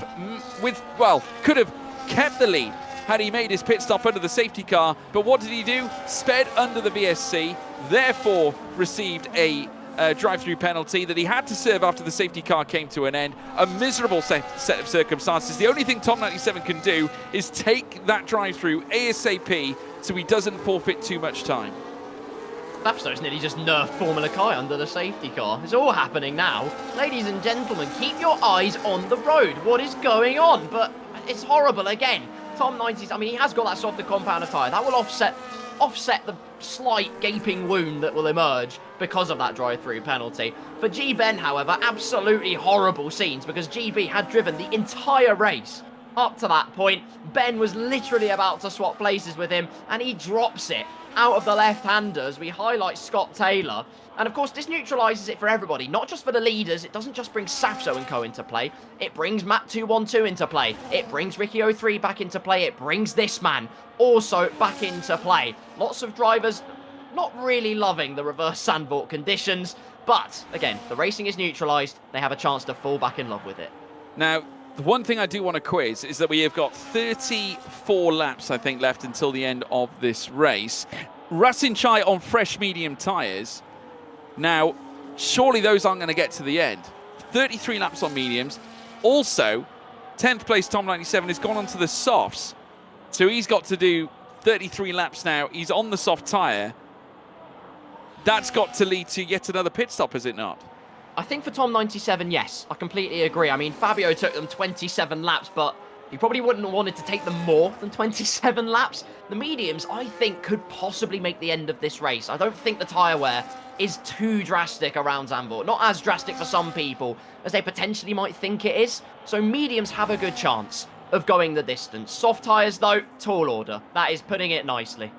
Yeah, no, I definitely think it's going to be a tall order at this point. Obviously, a tricky one for both drivers to take to the end. Probably not the best time safety car for all drivers involved, really, unless you're featuring in the bottom end of the rostrum. And if you're Ricky03, you're probably delighted with this opportunity that you can close up onto the back of Super Noodle Bagel and Test Will as an example. And Ricky's no slouch either, obviously in the Alpine, has every chance on those hard tyres to now mitigate his way, or move his way through the field, I should say, and find himself inside the top 10. Tom97, of course, while for now he has not lost too many places, he will lose more when he has to serve his drive-through penalty. Obviously, I can imagine perhaps opting for that soft tyre to bring himself back with the pack. Then chances are at a possible another safety car. We'll wait and see. Obviously, that is how things may unfold for him. But Formula Kai up at the top of the shop. 18 laps accrued on his tyres. Zafso in second. And we do have that guy Vince as well at the same time. Obviously, we do have a little bit of a segment of a replay. It looks like that is GB68 behind the wheel at Tiamat Marduk's location, and that reaction says it all. And I'm sure there's been some words shared as well from Benjamin Daly against Mr. Bowen as well, Carl. I wouldn't be surprised if there were. Commiserations to the pair of them. If they did score points today, by the way, they would have shared the points, similar to what happened a lot of the time in the 1950s. A bit of a history lesson. Sometimes multiple drivers would drive the same car. The points would be shared between them. That would have happened. It's not going to happen. We are sorry. But it's going to be interesting. Formula Kai, like you say, is leading this race. Safety car in at the end of this lap. He hasn't looked extremely confident, though. I think he made a mistake, and that allowed Safso and Tom97 back into play before this previous safety car has come out. So, while he does have that track position, I don't think confidence is truly on the Haas driver's side. No. JD Devil Noob issuing in, saying that game gave soft, medium at the start, if that gives any indication. I think that's a fair point, but also Rasinchai only amassed 16 laps on that middle medium tyre stint, so it might not necessarily still be enough because, of course, bear in mind, you still need to try and comply to the amount of laps in order to make that strategy work. But we're going to put pedal to the metal now for the third time in this race and charge down through towards turn one. Formula Kai leading the way as they now peel off down through towards the first corner apex on lap 41 of 72. Safso in second, looking for a big race here and return to the top step for the first time in a long time. Remember, 3 times a race winner, a 1-time champion as well as a driver, and looking to levy his way back forward again with Danko Vince in the rear of him too. And I must say, Danko Vince having a great race at the same time, who has not yet won a single race in Creator Series in the past. He could be on the precipice of breaking that streak here and now, but has got Meraki and Alex Gillen on his tail. Absolutely, and don't forget Meraki looking for his first race win in over a season. Didn't manage to do it in Season X, got oh so close at Imola. Didn't quite materialise for him, but he could rectify that today. Lord Gillen going for his 11th millionth win in the series. Fabio maybe even, who's putting all kinds of pressure on Gillen, possibly even running side by side into the Hugenholz block, does actually gain the position. So down, round the outside, in fact, goes Fabio, momentum on his side, and the Grove-based team have cars 2 and 5 in this race at the moment, but also all eyes on Rasinchai, who's only trying to point sky high. Well, Fabio, at this point, with 13, now 14-lap old medium tyres amassed, obviously still finding the grip on them. Racing Chai's got past Chappers as well and up into 7th place, so a great move here from Chai. Chappers now with Concept 7 F1 on his tail. Map 2 and 2 is now back inside the top 10 and only 1.3 behind at this stage, and has only got 14 laps amassed on his hards as Top 97 now completes his drive-through and so therefore wipes the slate clean as they now make their way down through towards the next right-hander coming out of turns 9 and 8. And of course now Sapsa all over the tail of Formula Kai, looking to chase a P1 spot here on this current stint. Obviously just following Kai around now in the Haas. Kai, of course, amassing 20 laps on his hards. Sapso's tyres are 6 laps fresher and can go a fair ways distance. And I'd imagine there might be a run on the softs as well come the end of the race as well for Sapso. But in comes that guy Vince. They're going to go late on the brakes as they go wheel to wheel again, coming through Hugen Holtzbox. And the Tiger line here now for that guy Vince moves himself into second now. And Sapso on the grass, his teammate goes through. And so does Meraki into third as well. Drama here on lap 42, now 43. Oh, rude shove onto the curb from that guy Vince. Did all the hard work round the outside, and now it's a duel, a dice in the dunes between Infratic, Meraki and Safso trying to get involved as well. I was going to highlight just how smartly Safso was driving as he again shows the nose to the inside. The line of least resistance through the chicane. Meraki has the answer though at the left-hander and slots it ahead. What I was going to say is never mind. Here comes Razin Shai. Fresh medium tyres strapped on. It's now going to be a dice and a duel. It takes 2 to tango. And Razin looking to skip and dance his way through, and does just that. As they head through the left-hander, it is all but complete for the V-Carb driver. Fantastic move there from Rasin Chai, but Zapso's not done yet. He's got the inside line now coming through the next left-hander and now peels over the crest. Now in front of Rasin Chai, but they're going to remain wheel to wheel, are they not? No! Zapso through. Back comes now Rasin Chai as they remain wheel to wheel now coming down in towards Hugen Holtzbot. The back corners now opening up for Chai, who levies himself through and into 5th place. Zapso had no answer as they dance through what would usually be the first sector, now the third, as they now boom down the straight. But Zapso, I'm sure, will be back. Both of them not losing DRS despite all that battling as well. So commendable effort from both drivers. Razin now on the fresh mediums, looking to make hay while the sun shines. That guy Vince, that's who we're highlighting. He's the closest one yet, but look who's there. Who's smelling blood in the water with predatorial instinct. It is Infratic, who's so incredibly late on the brakes, looking for every opportunity. Like you say, George, those mediums still showing some proper pace at the moment. Yeah, they are. I mean, Infratic now on the tail of that guy Vince, 3/10 apart. Obviously, we'll probably have to box once more, no question. But he will have, if I'm not mistaken, potentially another set of soft tyres. But it depends on what setting he has opted for ahead of the start of this race. So we'll have to wait and see as to what he plums for when the pit stops do get carried out. Of course, in behind him, Meraki, Rasin Chai at the same time, as they now go full send down in towards the next corner apex at Hugen Holtzbox. Further back, Zavso met with Lord Gillen with Concept 7 F1 also in the mixer as well. Chai just looking all over the back of Meraki. You've got several former champions in the midst of this as well. Meraki, Rasin Chai, Zavso, Gillen, all of them inside the top 10 as now Rasin Chai moves past Meraki and now into 4th place. One step away from the podium place is Chai, looking to levy himself back onto the top 3 steps, much like he did before at Baku, but looking to get promoted one extra space is now onto the grass and back on and colliding with the Ferrari was Lord Gillen. Alex Gillen, a rare mistake, and a VSC has been called out on track and a 10-second time penalty for the collision with Scott Taylor going against Alex Gillen. Well, we talked about salt in the wound, and that's probably it. Collision with Scott Taylor, a 10-second time penalty, front wing damage on the right-hand side. And what was looking like a relatively strong showing for Gillen, despite the unfamiliar surroundings he's found himself in, has all unravelled in a heartbeat. So again, we are neutralised. We wait and see if anybody will try and pull the pit lane trigger in a last-ditch effort, but I highly doubt it. Everybody wants to be in that DRS when we get underway. What they will be good to do is not get a penalty, and they haven't, so that's good news. Well, the VSC only out for a short amount of time. We're now back green again here on lap 45 of 72 now, but The group are all constrained once more. Ricky 03 moving up into 11th place. Scott Taylor moving up as well as Super Noodle Bagel has a moment, and it looks like he must have found gravel.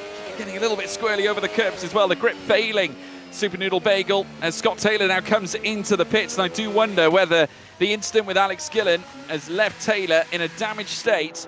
So he'll now have to come into box as Nelson Piquet Jr. passes Concept 7 as well at the same time, and Gillen in for a stop of his own. We have had 4 retirements so far in this race. New front wing going on Scott Taylor's car as Racing Shine now hovers all over the back of Fabio, who now sits in 3rd place. What mega pace, at least 10 laps is the advantage that Razin holds on his tyres compared to Fabio and Vince, even more to Formula Kai, who's in P1, but he's proving all the while, 1, how good the Haas car is in a straight line, 2, how important it is to have clean air running over the car, and 3, just how important he's managed, well, just how good of a defence he's holding up and holding that track position all the way through. Despite the challenge that people hold on to it, I imagine Vince has choice words for the straight line speed of his car. But regardless, Kai putting up the defence he needs to put up. He's looking for his first win in the Creator Series. He's done it on the track before, hasn't managed to convert it fully. Could today be that day? What I find phenomenal about this, if Infratic was to win this race, I mean, obviously that would be mind-blowing in itself, but of course he is a Ferrari content creator. If he wins it in a Williams, that would be hilarious. As we now watch as Formula Kai leads them through very nearly, Formula Kai leading them through, very nearly tussled by with that guy Vince coming through turn 1 as they now start to constrain up again. And the domino effect comes into play as they creep and peep through the chicane section, now coming down the long straight. Well, they'll meet turns 9 and then turns 8 across the normal way the track would be set up. Lockups across the board inside the top 3 as Fabio goes very late on the brakes and very nearly into the rear diffuser of that guy Vince at the same time. Just goes to show they're all trying to push for the top placing here in this Zandvoort race. But it's Kai who now takes them through, up through Schleivach and then later downhill, and Vince is all over his tail, and it could yet be a move in the offing through Hugenholtz spot that could provide the Aston Martin with a potential race lead opportunity as they fly down into their braking zone, and Fabio got it wrong and the door is now open. Racing looking to take it with both hands onto the grass, onto the curb. Fabio breathes again, but so close to misery on the outset of Hugenholtz box. Fabio very nearly lost the podium place, and Test Will is in the wall. Yeah, Test Will in the wall, clumsy as well as he clatters into the barrier. When he tries to rejoin the track, he luckily does manage to reach terra firma, and we are back. Still, the straight line speed of the Aston Martin ailing the progress of that guy Vince. Will Razin now try and make the move? He's been stuck for a little bit behind Infratic, more than he otherwise has been before. It gets a little bit of a squirm on whether there was contact or whether he was just too blasé with the power. We have no idea. Test Will bows out of this race, and Razin now goes to the inside of the right-hander. Again, 2 to tango, and a bit of spark, a bit of pizzazz, and a little bit of panache round the outside. Razin Shai, using those newer tyres, is back in the podium places. Yeah, back on top, very nearly. Obviously 2 steps away. 1 time a driver's champion, twice a constructors champion. But you may as well throw the constructors ones away. We are now just racing for the drivers themselves here at this point. Nelson Piquet Jr. on the back of Zapso. Of course, that being Matty D13 as now Tess Will leaves the session. That's our 5th retirement of this Dutch race here at Zandvoort. Reverse as now we go full send down through towards turn 1. Yellow flag still being raised at the moment, but they now head down towards turn 1 on lap 49 of 72. Formula Kai, 2/10 clear of that guy Vince, with Racing Chai locked in behind as well. Very nearly wheel to wheel as well as that guy Vince tried his luck. And now it's side by side again as Vince tries to fend off the approach from Racing Chai, goes late on the brakes into the chicane, and Racing Chai slightly aggressive, but he made it work. And now into second as now Fabio looks to move himself into the mixer and back into third as well. This time though needs to take down that guy Vince. That's easier said than done. Vince is on 21 lap old hard tyres, much like Fabio, so it's a real test now between 2 drivers on similar strategies, but Vince better on the day, remains in third. Yeah, good stuff from Vince, managing to fend off Fabio. Razin did everything he needed to do, though. Same commitment as Leclerc in real life at the same corner, albeit he did it the right way around.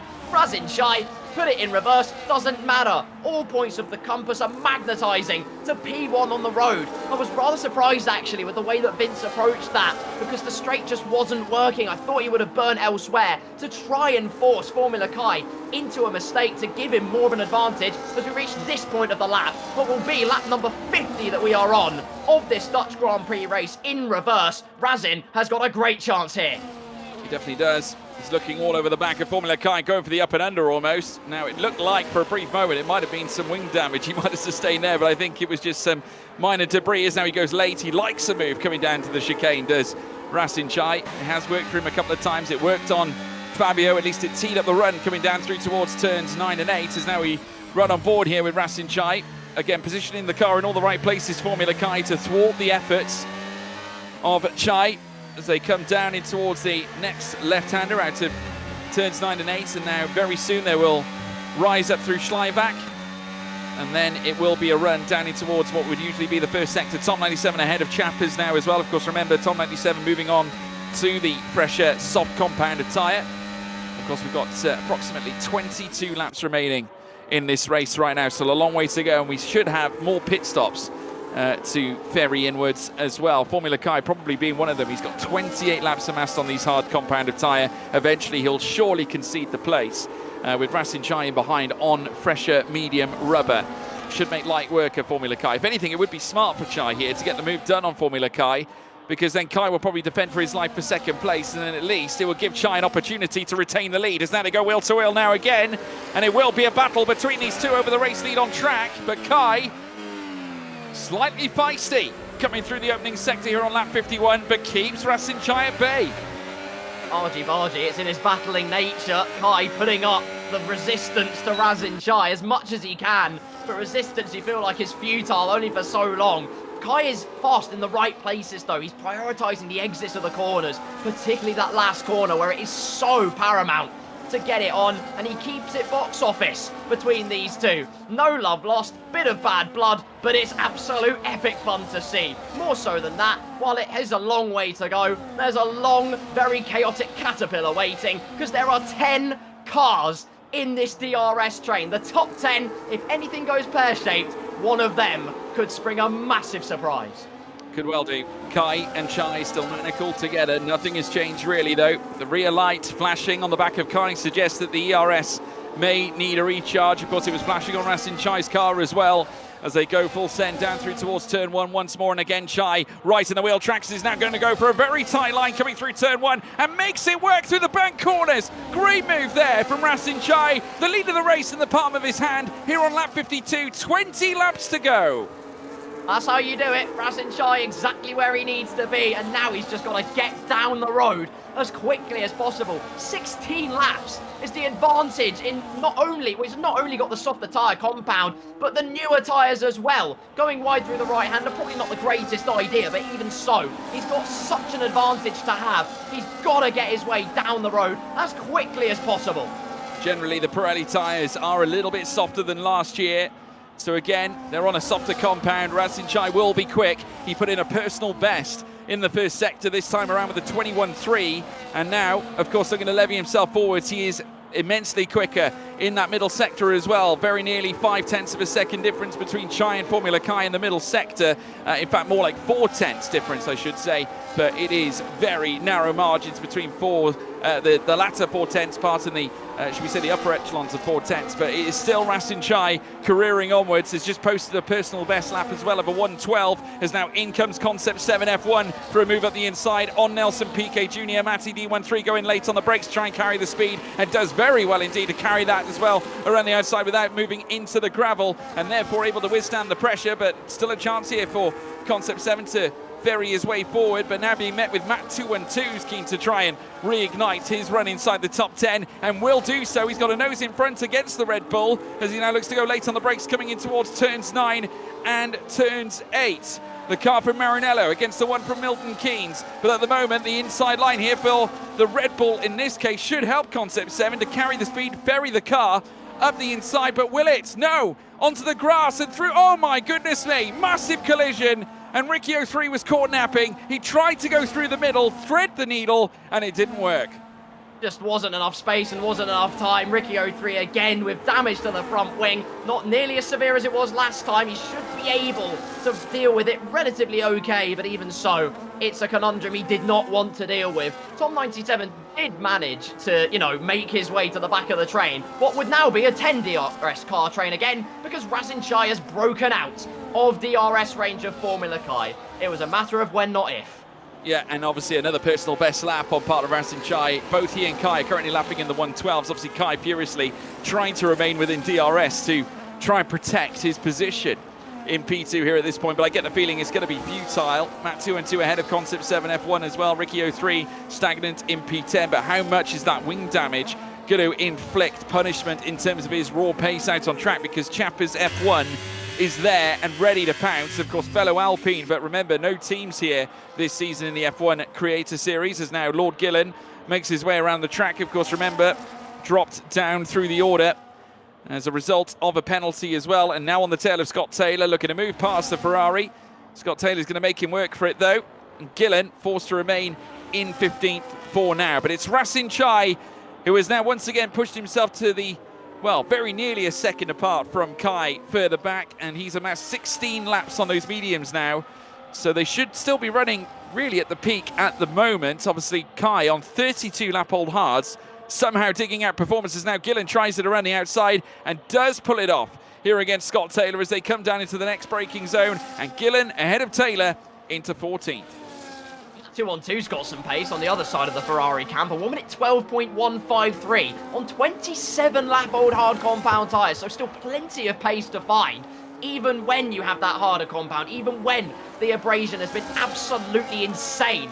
In 8th place at the moment, looking to recouple back onto the DRS train. Someone else who has impressively done that, despite the age and severity of the tyre wear on their end, is Formula Kai. 0.8 of a second behind Razin Chai. The V-Card man will escape through these corners where the tyre, that mechanical grip, is so important. A bit of the aerodynamic nuance coming into it though, and Kai gains that advantage back again. That's the ebb and the flow of the realistic cars, and Kai again burning that battery to not only get into DRS range of Razin, as still Lord Gillen and Scott Taylor having a lovely little battle for P14, albeit.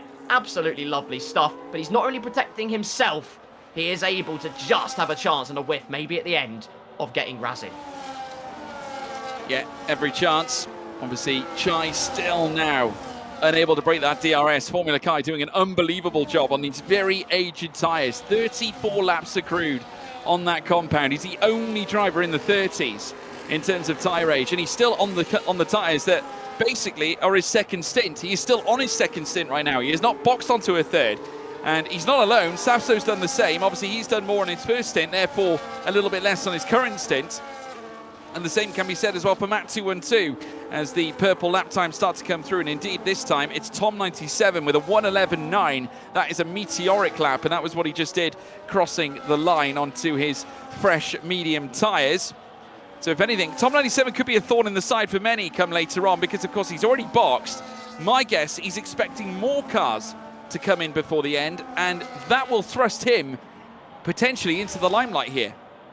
Quite possibly. Watch that gap erode, and we'll see how fast it continues to erode, as there's only 16 tours and a little bit more of this Zandvoort circuit to go again. Razin breaks out of DRS of Formula Kai. Formula Kai himself breaks out of DRS of that guy Vince. Fabio maybe with a chance. Meraki piling on the pressure on him. Safso there. Matty D also driving particularly well too. And Matt 2-2, well, he's not far behind anymore either. He has that clear air. He's not too disrupted by the dirty air, and he's making great use of that at the moment.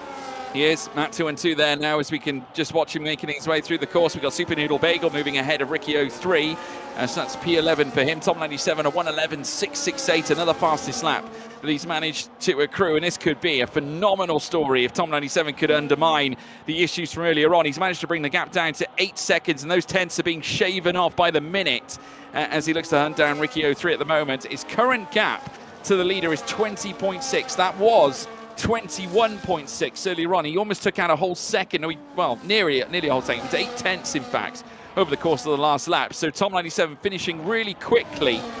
If they all start to come in for their final pit stops, it could help out Tom97 massively. We'll wait and see whether that will be the case My money bet is that Rasin Chai is going to try and go to the end. But how are those tyres going to look when we reach the checkered flag? Because Tom 97 has got plenty of life on his tyres. I concur completely, George. I think Razin's absolutely going to try and go to the end. I've been snooping around, actually, asking around Formula Kai to see what his tyre wear is, and some of his chat, which thank you for revealing the information, saying the mediums were the way to go, which is very, very interesting. However, Tom, on completely fresh medium compound tyres, and it's now 19.5 seconds the gap, and he's absolutely flying another fastest lap of the race. 1:11.589, nearly again a second quicker than Rasin Chai. But the question is, will time run out? Will Rasin Chai's tyres completely drop off the cliff? Or, and more importantly, will Tom be able to carve his way through the traffic should they choose not to pit? I'll raise the stakes for you here, Carl. That was a second and a half quicker than Rasin Chai over that last lap. So that was a meteoric lap from Tom 97. He's continuing to lap in the 111s. If he continues to do so, he's going to make short work of this top 10 if it carries on. And we've still got plenty of laps left to do this in. Of course, at the moment, as we're looking at it, 14 laps until the checkered flag. Now, by my reckoning, if he was to continue like this and carry on taking a second, at least a lap out of everyone else through the field, I mean, you're talking 14 seconds. That now places him, by and large, if I'm not mistaken, around about P5. So this could be a huge finish to this race here for Tom 97. We've got to remember, everyone else that are on aged tyres, their speed is going to continue to fall off as well. Not a bad comeback it would be, not one bit. Again, he crosses the line. It's a 1:11.6. Cutthroat consistency, another second and a half pretty much, taken out of the race leader. He's the best part of basically 6/10 quicker than the race leader, just through the middle sector of the lap. He is eating away at the margins every step of the way. And you can see him at the bottom right, completely locked. He's still looking at him. He still has time for a conversation, despite being completely locked in and fully focused. Makes it look effortless. In the V-carb cockpit, has got it all to do, and yet he's hardly breaking a sweat. It's actually 1.5 seconds now against everyone inside the top 10. This is ridiculous pace here for Tom 97 as we now watch that guy Vince on the tail of Formula Kai. Obviously, at the moment, Kai holding on to second, has been on his tyres now for 37 laps. Those hards have seen better days, but that guy Vince very keen to now make his mark and obviously needs to get past Formula Kai in order to launch at least some kind of an assault on Rasin Chai, but it's going to be very hard for Vince to do that considering he's got 32 laps applied on his hards and against medium tyres that have gone 22 laps, that might be a challenge. So then again, you know, the hards can tend to hold on a little bit longer. They can go the distance. Those on the mediums, of course, they're a good race tyre, the medium compound tyre, but I would argue the hards are slightly better, Carl. I think overall in the context of F1 25, you're absolutely right. I mean, I know we got told that mediums were the play, but ultimately hards just hold their pace and hold their life so much better overall on this game, no matter what track it usually is. Yes, there are tyre teething troubles. Yes, temperatures can be an issue, getting them into that correct warming window. But once you do, they're just bulletproof in terms of their consistency. As again, Tom 97 crossed the line, again, over a second quicker than everybody else. The big one to watch is Formula Kai. I would not rule him out of a podium, maybe even second place, because Formula Kai did a 1 minute 14.0 on that last lap. Tom took 2.2 seconds out of the Haas driver. Meteoric again. I mean, Tom 97 continues on his run here to try and close up on the rest of the order. At the moment now he's 12th place and 2.8 seconds away from Super Noodle Bagel. Remember that gap was once 8 seconds? Well, that's come down by 6 now by and large, and he's now putting the work in again. And bear in mind, he's only had at this stage 8 laps to play on these medium tyres. There's more to come from Tom 97, I can tell you that for now. And of course, his best lap was a 1:11.589. That was the fastest lap of the race. He's currently lapping just 0.2 shy of that, not even that, 1.5 shy of that at the moment. So he is still lapping extremely quickly, and I have to tell you, he's got every chance of landing a big blow inside the top 5. There could be a podium here for Tom 97. I couldn't agree more. And speaking of Shy, Rasin Shai's now got a 4.1 second gap at the front. That guy Vince is going to be ruining that straight line speed all the time though. I've been quietly watching to see how much he actually gains on the straight, when the main straight, saving all the battery he can. but in the slipstream, in the DRS, and burning all of the battery to Kingdom Come, as Kai has a little bit of a slide, that might open up the opportunity. Matt 212 continues to ascend up the order. That guy Vince has got to be so careful because Fabio's ready and waiting in the wings. Watch that gap. It's 4.3 tenths of a second with DRS. He's hardly catching up a tenth. It's Fabio who he really needs to worry about. And yes, he regains that advantage all the way through. But Kai has the luxury of saving that battery. And my goodness me, Tom continues to go faster. Yeah, he's just managed to pull off an astounding 1:11.4 at the moment. Obviously, a little reminder, folks, intentional DNFs disallowed after lap 62, but by and large, we wouldn't expect to see them. But just to rubber it home, or just to ensure that it hits home, obviously after 62, in terms of number of laps, no intentional DNFs are allowed, so they have to let everything unfold here in this stage now as Tom 97 has moved into 11th place, so now starts to catch up with the mainstay group. He's one away from the top 10. Super Noodle Bagel in front of him. His last lap was a 1:13.4. Well, if you want context to this, Tom was 2 seconds a lap faster than Super Noodle Bagel based on what we're seeing based on the last lap. Personal best here from the McLaren though in the middle sector. But Tom was still quicker. Late on the brakes. Just look at how much more grip he can carry. And the look up the inside as well. Fancied the up and under. I think he was hoping to catch the McLaren unawares, but he might even get him now coming through the final corner. And indeed he will. Tom 97 flexing his muscles here in the closing stage of this race now. 9 laps to go. And he's now inside the top 10. Yeah, this is seriously impressive pace. Again, that guy Vince nipping at the heels of Formula Kai can't make it happen. So Fabio has a chance to send it round the outside, or at least try and ruffle the feathers and disrupt the rhythm of that guy Vince, but it won't happen. The green machine stays in P3 at the moment, and it would be a hard-fought podium, but he wants more. He knows it can be more. That's the worst thing. Eyes on Tom 97. He's just got past Concept 7. Through into P9 he goes, and a lovely pocket of clean air for him to again put his foot to the floor and absolutely fly. Well, bear in mind, Formula Kai is essentially a cork in a bottle at the moment, and he's holding a huge train back. And this is a train that Tom 97 is going to have no problem catching because he's only 4 seconds away. And he took 2 seconds a lap out of Formula Kai on the last lap as Meraki now looks to challenge Infrati. They're going side by side now, coming through the final corners here on this lap 63. Will soon to begin their lap 63 here in this instance now, or lap 64 I should say. And it will be Infrati who holds station. Here comes Safso, Matt 212 also part of this in the Ferrari, looking to reignite his race as well at the same time. Matt 212 now ferrying his way through out of turn 1, and the Ferrari moves ahead of Safso, and Safso off the track.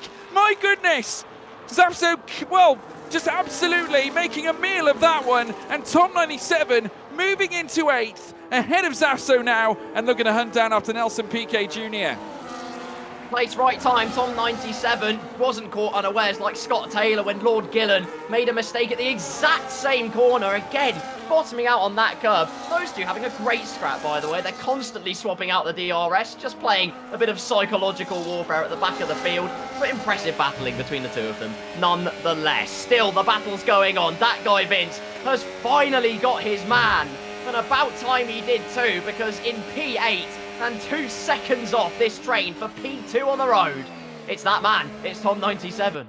Yeah, he's closing. Matt 212 also moving up as well ahead of Meraki this time.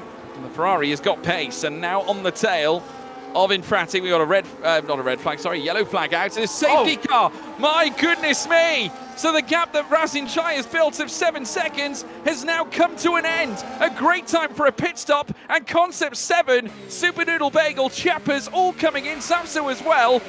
My goodness me, they've been thrusted into the premier spots.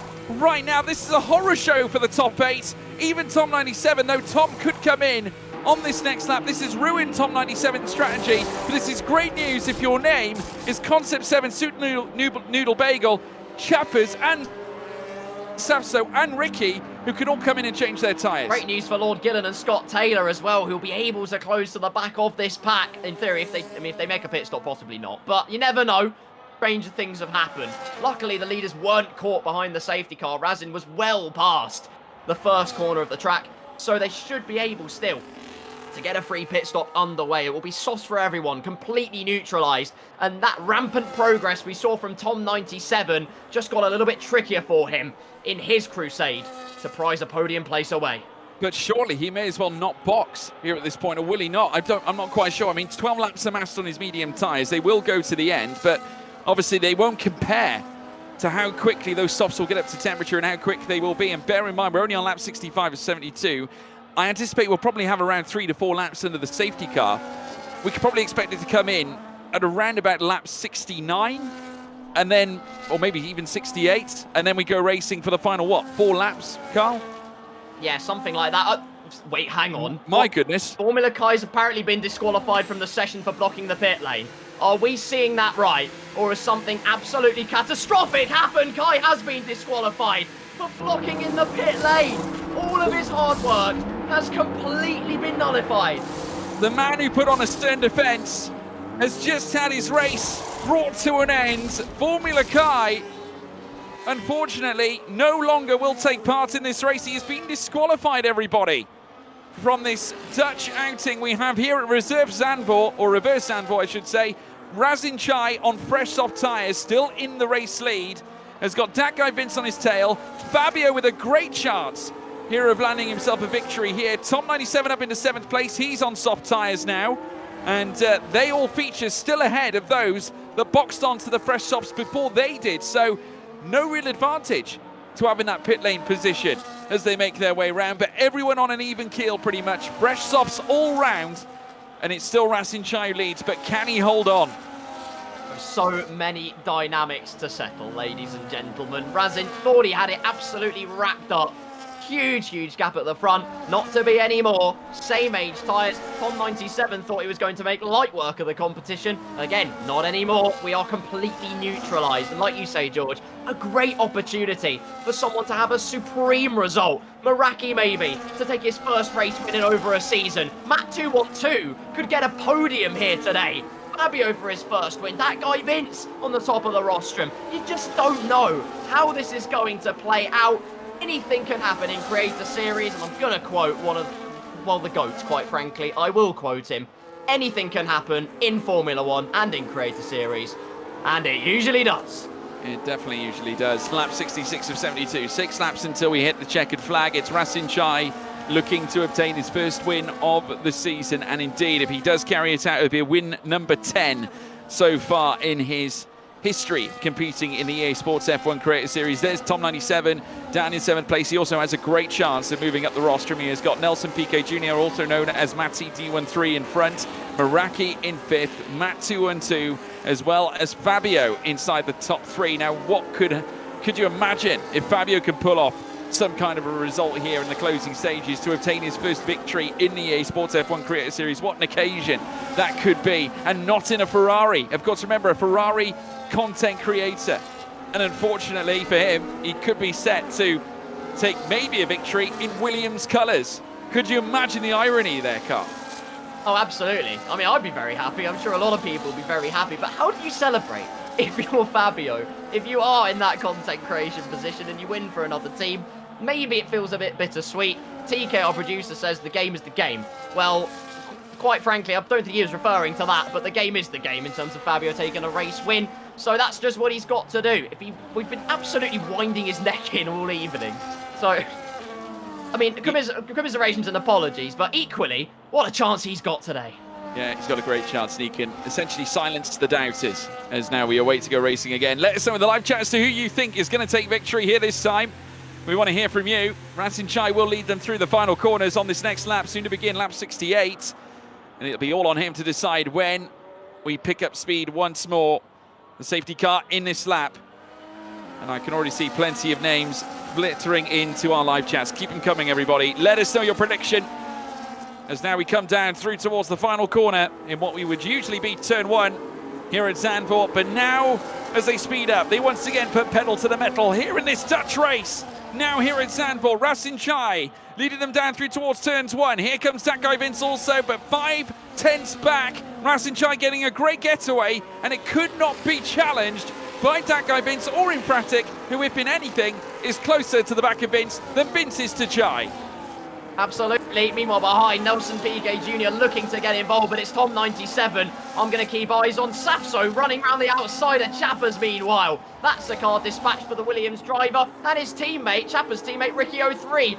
So brave on the brakes and down the inside on his own. Lord Gillen and Scott Taylor brought back into play. They have a chance to pick the pocket of the competition, but the Enstone outfit just continue to run side by side as Meraki dispatches of the side-by-side battle, and Nelson PK Jr.'s momentum compromised. Tom 97 in the wall, and we said it would happen. We said the barriers were in a precarious position, and it's happened on 68. The lateral load, we mentioned it earlier, Tom 97 burying himself into the concrete barrier. And that's the reaction on his face there in the bottom right hand of shot. Obviously, despondent, I can imagine inside. Rasin Chai with the fastest lap of the race so far. The front wing missing off the RB. But it's Chai, Vince, and Fabio inside the top three. And very nearly Chai breaking DRS on that guy Vincent Infratic. If he does break DRS, will be allowed to potentially challenge that guy Vince for P2 out on track. Zapso into P8 now as he overtakes Super Noodle Bagel once again at the chicane that he seems to love so much.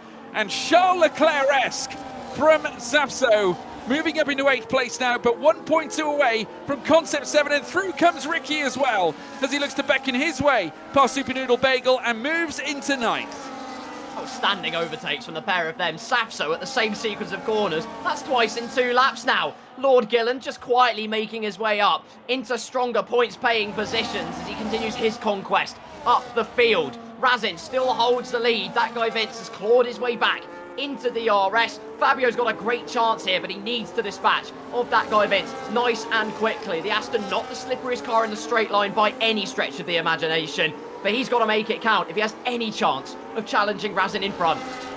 Well, heading now down towards turn 1 here on lap 70 of 72. 2 laps, or 3 laps, to include this one of magic, remain here at Zandvoort. Bit of Dutch magic. We've witnessed that here so far.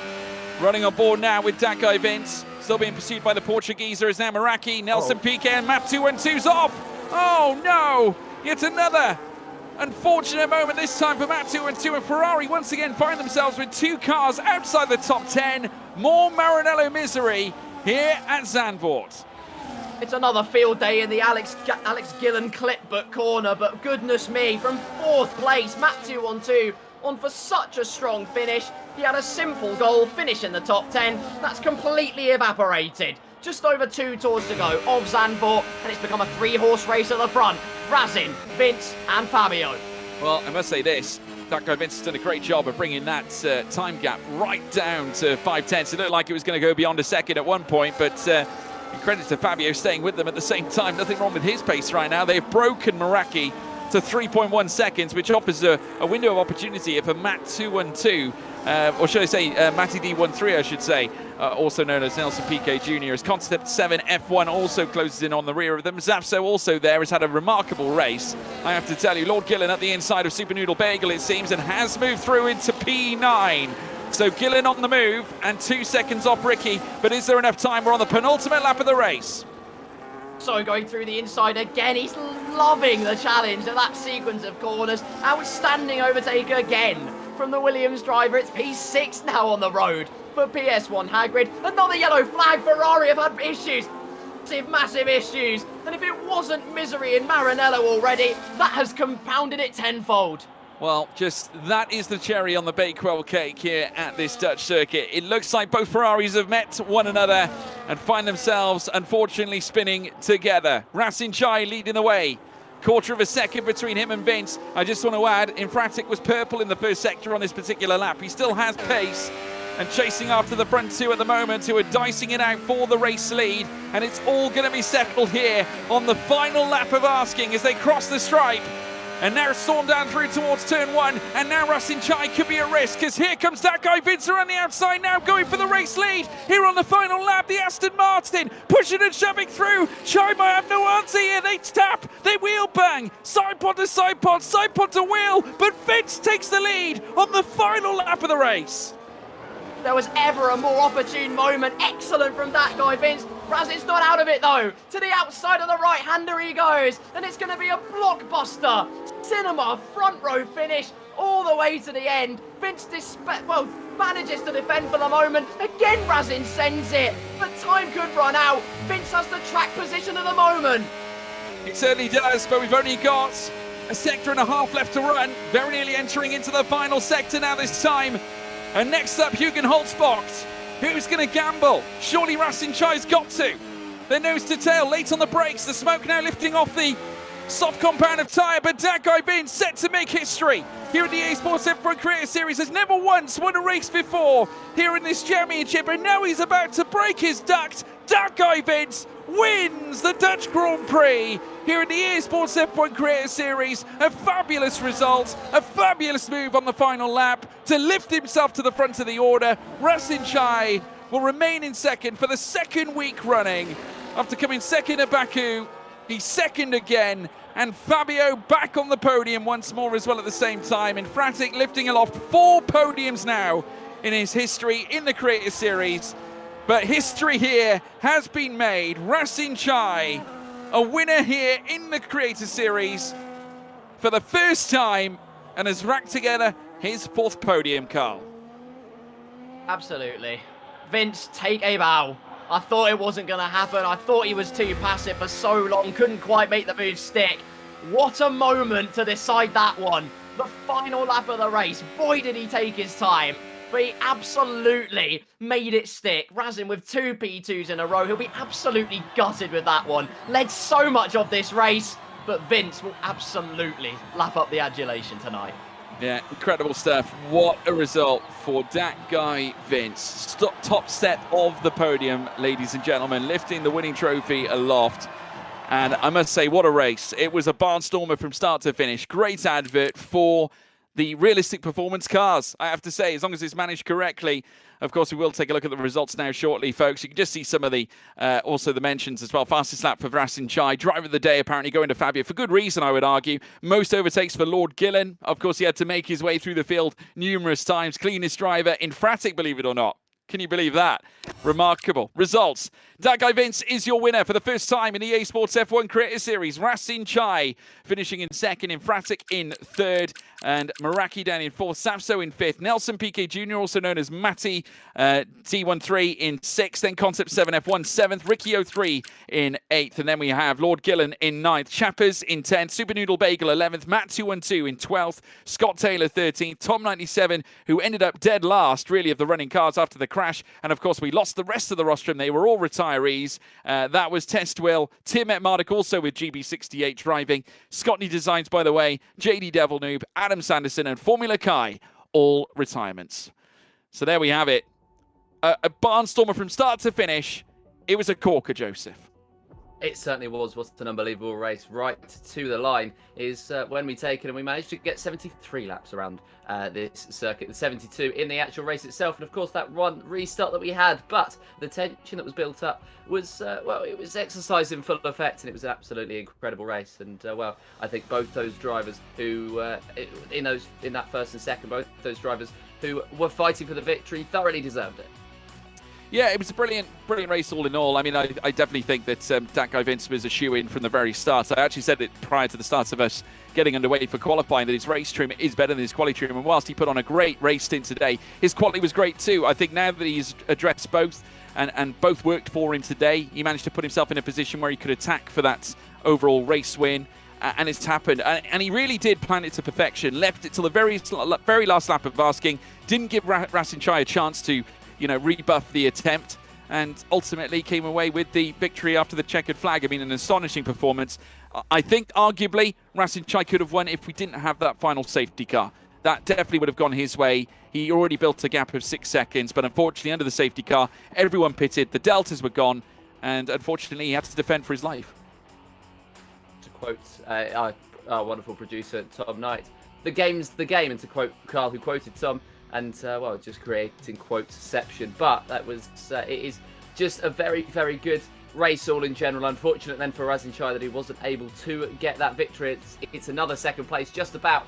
And, well, he's a very deserved victor, I think, even though he hasn't taken a victory so far. 2 races where he's missed out, one by 0.2 of a second and one by 0.01. And surely it feels that victory's coming soon. Oh, it definitely will. I couldn't agree more with you. Of course, we've got Singapore next. That's another track with a completely different mindset. You have to go into it. Of course, you have to log on all the downforce, but then you've got all the claustrophobia with the barriers again. So it's all up in the air. I mean, Razin's shown consistency, though. He's shown that he's found the strength with the V carb. He might just want to stay there the entire season, to be honest with you. Got a great affinity with it. Not that he can pick and choose, of course. If he does continue this way, he will be in that kick Sauber, and then he has to relearn it all over again. So acclimatization points here and there, but Razin, I think he's put his foot in the door as a definite championship contender. Yeah, he certainly is, and I think we're going to get the opportunity to speak to our victor here today. And, well, a first victory after 11 seasons of Creator Series for that guy, Vince. How does that one feel? I don't even know where to begin. The most I've ever got in a Creator Series is obviously a couple of P3s, but I don't even know where to start. It was just a pretty surreal feeling, but yeah, it's a good feeling. A very, very good one. Yeah, I mean, Vince, it was a well-managed race on your part. Obviously, I wanted to weigh in with your qualifying performance. I actually said at the top of the show, I feel like your race trim has always been better than your quali trim. But I kind of had you as an outsider here today. And obviously, you got the qualifying, generally correct. It was just a case of managing the race with all the chaos that was happening. And then you could just unload. Obviously, there was a little bit of fortune there with that last safety car. But you take what you can get, right? 100%. You always have to. And I have to say, like, full credit to Razin as well. Without that said, he was going to be a comfortable winner, and he put up a great defense. I mean, we had I'm sure you saw about a hard battle at the start of the race. Great battle him as well. If you ask me, probably one of the cleanest drivers on the grid. So full credit and respect to him. But yeah, it was a tough race. I thought without that said, I knew without that safety car we were only going to get a podium at most, and Fabio was on my booty the entire time too. So yeah, it's great. It's great. I'm very happy. Vince, incredible stuff from yourself. Just talk to us about, of course, we've had the race in Baku where the realistic cars didn't really provide the rub of the green, but how was the Aston Martin feeling around Zandvoort? Did you feel like you could extract the most out of it here today? Yeah, it felt really good, actually. I was very surprised. I mean, the first run in qualifying on the Inters, I think I actually got the Interpole in the end as well. But I immediately went to like a very decent lap time on the Inters, and I already felt from that alone we was in for a good shot. But I kind of kept that low key. You didn't want to say it too loud or anything. But yeah, it felt really good. It was really stable, a little bit slow on the straights, but maybe that was my setup more than anything. But through the corners and things, it felt really gripped. The traction was nice as well. It was a really nice car to drive today. And of course, we saw all of those, we saw all the safety cars, virtual safety cars. We actually reached, I believe, the in-game maximum. How much did that affect the preparation? Of course, you would have gone into it with a strategy in mind, but it sort of threw it up in the air. I mean, yeah, it's Creator Series in the day, isn't it? You never know what the strategy is going to be. You could be on a hard time before you know. You could be on an interval before you know. It's yeah, the Creator Series likes to throw up these hurdles from time to time, and I think obviously the restart we had as well at the start of the race, where I think something happened with Alex, where he got disqualified. I think that obviously put a bit of a curb on everything because everyone had fresh tires to go with at the end. So yeah, I think that definitely helped a little bit in a way as well. So in a way, thank you, Alex. Appreciate you assisting the win. But yeah, no, it was. You never know with the Creator Series. You never know.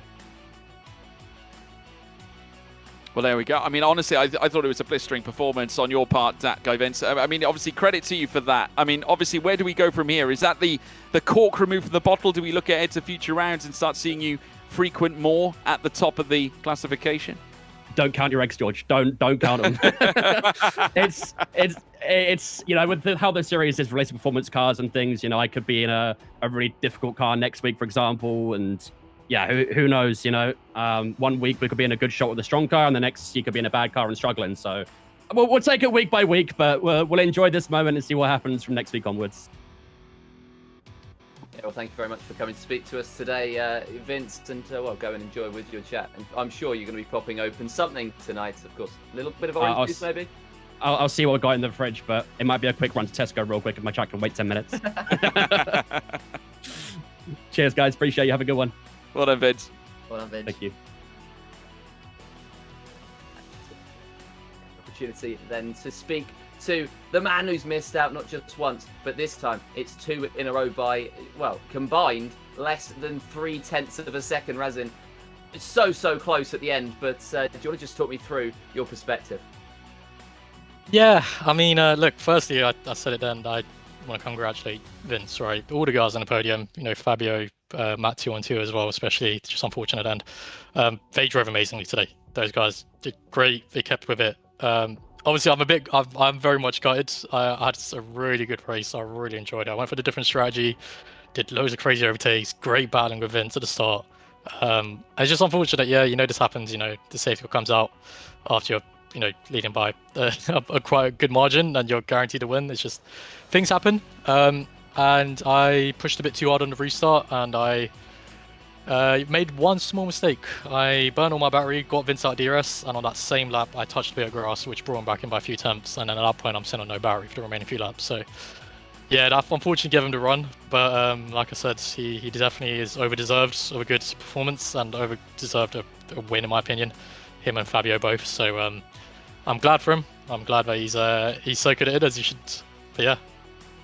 Well, I mean, it was a cracking drive on your part, Raz, and I think the strategy was absolutely perfect from what we saw. Obviously, the strategy kind of went out the window as well at the same time after the safety cars all ferried their way out. But you had managed to marshal in a 6.5-second gap at the top of the shop until that safety car came out. Did you think the win was home and hosed at that point?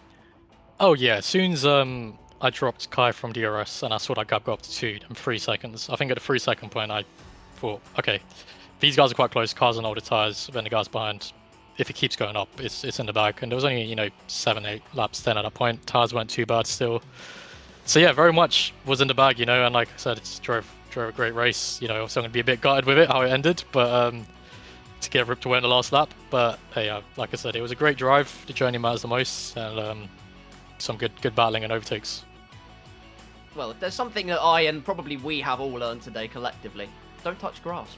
Razin, look, I mean, you've had a really good run in realistic cars so far. You've had 2 races in that same car as well, in the V carb.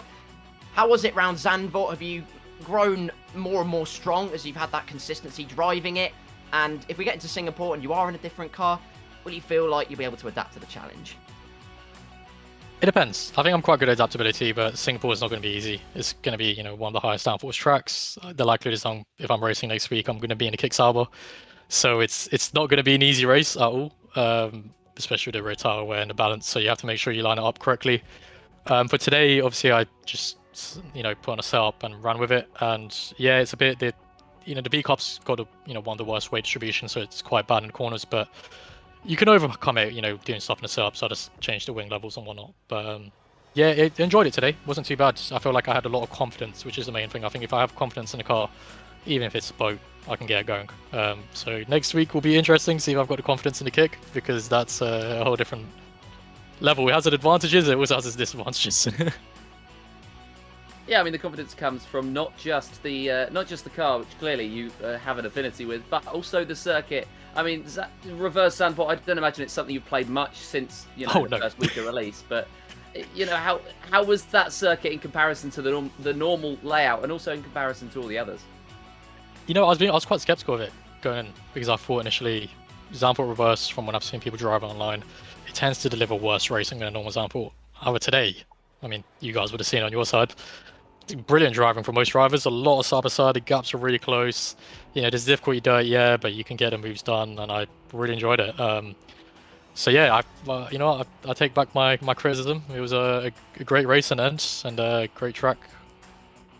Yeah, I think also, a big factor, for this particular season, Razin, is the introduction of the realistic performance.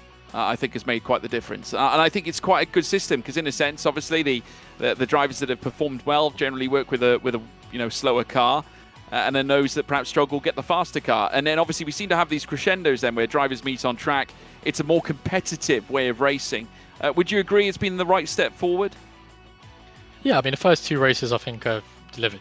You still see mostly the faster guys in the slower cars still at the top, but you see the likes of, the other guys up there in the mix today. I mean, today, for example, Fabio is always up there, but he's never up there at the top, But today he was there, he made a different strategy work, he was constantly there, good, great pace. Vince is also another guy who's also had an amazing pace as well, just sometimes like consistency, but I mean, start to finish, he delivered an amazing race. Likewise on Matt 212. I mean, it's about time. You know, Matt 212 finally arrived today, and he was up there. It's just a shame that I'm not sure what happened to him at the end, but yeah, he also drove an amazing race. So a lot of these guys, it's good to see, and I think bit by bit, some of the fields will start following that step. Nice, sounds great. Final thing from me, Razin, is when you look into this season so far, obviously there's been 2 rounds of it, but how much do you feel that you've learned already throughout this season? Obviously the first season was different because it's a completely new game, learning the new physics model, the dirty air, and now it's the realistic cars. So how much have you learned this season as well as last season? How much can you continue to develop? I think, you know, for last season you pick up a lot of things. You know, it's a new game. You pick up a lot of the driving styles and, you know, competitiveness and the people, how they drive. This season, I know how people drive. I know who I can trust to go side by side with. I.e. Vince today, for example, Alex last week at Baku. So you know who to learn to drive from, and you know how to just push the car to a certain extent now. And yeah, realistic cars is obviously not easy because, you know, the car has different mechanisms to an equal one. So, you know, that might catch you off guard. And we saw a lot of people suffer today, you know, from certain bits who are in the slower cars. So you just got to get grip to it. And I think for me, yeah, adaptability is one of my stronger points. So let's bring on Singapore if I'm racing next week and see how that goes if we're in the Kick Sauber. It's going to be a tough one, I think. Yeah, we'll certainly see. Of course, you've had a great start to the season. I believe you're the championship leader out of that one. It makes sense for 2 second places. But yeah, thank you very much for coming to speak to us today, and well done on that 2nd place. Thank you, guys. And now, well, unfortunately, we won't get the chance to have a chat with the man in 3rd place, but we've had a chat with 1st and 2nd, and we'll speak to somebody who had, well, equally as high, well, not necessarily as high expectations as a podium, but he certainly exceeded what he thought he'd be able to do today. Nelson Piquet Jr., welcome to the commentary box. How are you feeling after that one? Well, I mean, it was definitely a stressful one, that's to say the least. I've not had to sweat as much as I have done before. I know I was in the McLaren, I know it was one of the better cars, but I'm not exactly the fastest of people, so it was a good result for me today. I'm very happy about it. And what's been probably the biggest thing you've had to really work on in a reverse track situation? Because we all know Zandvoort at the end of the day, Matty, and obviously the difference today being that we had to take it in reverse this time. Was it a huge challenge on your part to get it right? Yeah, I'd say so. Dirty Air was definitely a killer today. The McLaren doesn't handle that well in the dirty air at high speed, so I was definitely having to be a lot more careful in the high speed corners. Yeah, I was going to come on to that point actually, in terms of you on the other side of that coin. We've spoken to Razin and we've spoken to that guy Vince in terms of their experience with the cars. You obviously have what is categorically, according to F125, the strongest car, but it doesn't sound like you could extrapolate that advantage as much as you wanted to. Would I be right in saying that? Yeah, I mean, at the start of the race, I was definitely stuck behind GB. The Kick Sauber's straight line speed is definitely, I'd say, a lot more better than the McLaren's. Like, just not a lot, but I'd say a little bit better. I was definitely struggling with DRS and ERS. But in the corners, I was gaining so much, so that's where my downforce and the car came into play. Yeah, you were bleeding ERS in the early portion of this race, so now you're bleeding from your nose after being so high up all of the positions. Do you want to just talk to me about, just finally, the last point that I've got is, I mean, you've done Zandvoort, you've had a great performance here. How are you feeling about Singapore? I don't know. It kind of depends if I get a reserve spot or not. We'll have to see. If I do end up racing, then I'm looking forward to Singapore. Singapore is definitely one of my strong tracks.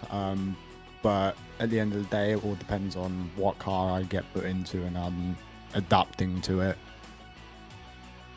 Yeah, well, obviously 16 top 10s now, Matty. One more added. Obviously more to come. Are you hunting for that first podium this season? Is that ultimately the goal? It is.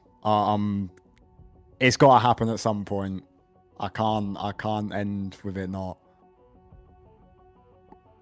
Yeah, brilliant. Well, hopefully we'll get the opportunity to see you on a podium at some point this season. But thank you very much for joining us this evening, and well done on your P6. And we hope to see you racing in Singapore. Thank you very much. And that'll be the end of the interviews. We've had the opportunity to speak to, of course, 2 drivers who two drivers who got first and second, obviously, and then potentially the driver of the day who exceeded expectations significantly. Just want to ask one more thing from you two before we close out, and that will be on the topic of the driver of the day. Who's your shout? Oh, I'm going to go with Infratic. Why not? No, I can't not say Dak. Well, Dakgo Vince got the win today. On a usual spectrum, I would say Dakgo Vince. Today's spectrum, I'm going to say Infratic. Okay. Tough gig. Because I could have picked Fabio, I could have picked Vince as well. Do you know what I'm going to pick? I'm going to pick an outside shout, and that's Concept 7. First time race as a full-time driver, quietly made his way into P7. Solid points, good race from him. That's a good shout, and of course the George Morgan haters to lovers up with Fabio continues, but that's going to be the end of another Creator Series broadcast. 73 laps of racing we brought to you around Zandvoort, and well, every single one delivered some more action. More action than the last. George, where can we find you on all the social medias? You can find me on Twitter, Instagram, and of course TikTok at George Morgan TV, everybody. That is what it is. Always the same platforms as well, as usual, at George Morgan TV. See you there. What about you, Carl? Tell you where you can't find me, Baghdad. You won't find me there. But where you can find me, I have a distinctive name, Carl Paradic. You'll probably find me there. Joe Black, where can we find you on an internet? Certainly not Baghdad either, but you'll be able to find me at most of my socials will be at KOTKS. Well, you can search for JBComs as well. You'll probably find me there as well. You can also find Creator Series, all the names up at the top, and I'll try and point it in the right direction. I've got it. There we go. We've got Creator Series on YouTube, Instagram, X, and TikTok. And those are the 4 social medias we will frequent. But that is going to be it from us here tonight. And until next time, that is going to be it. Goodbye.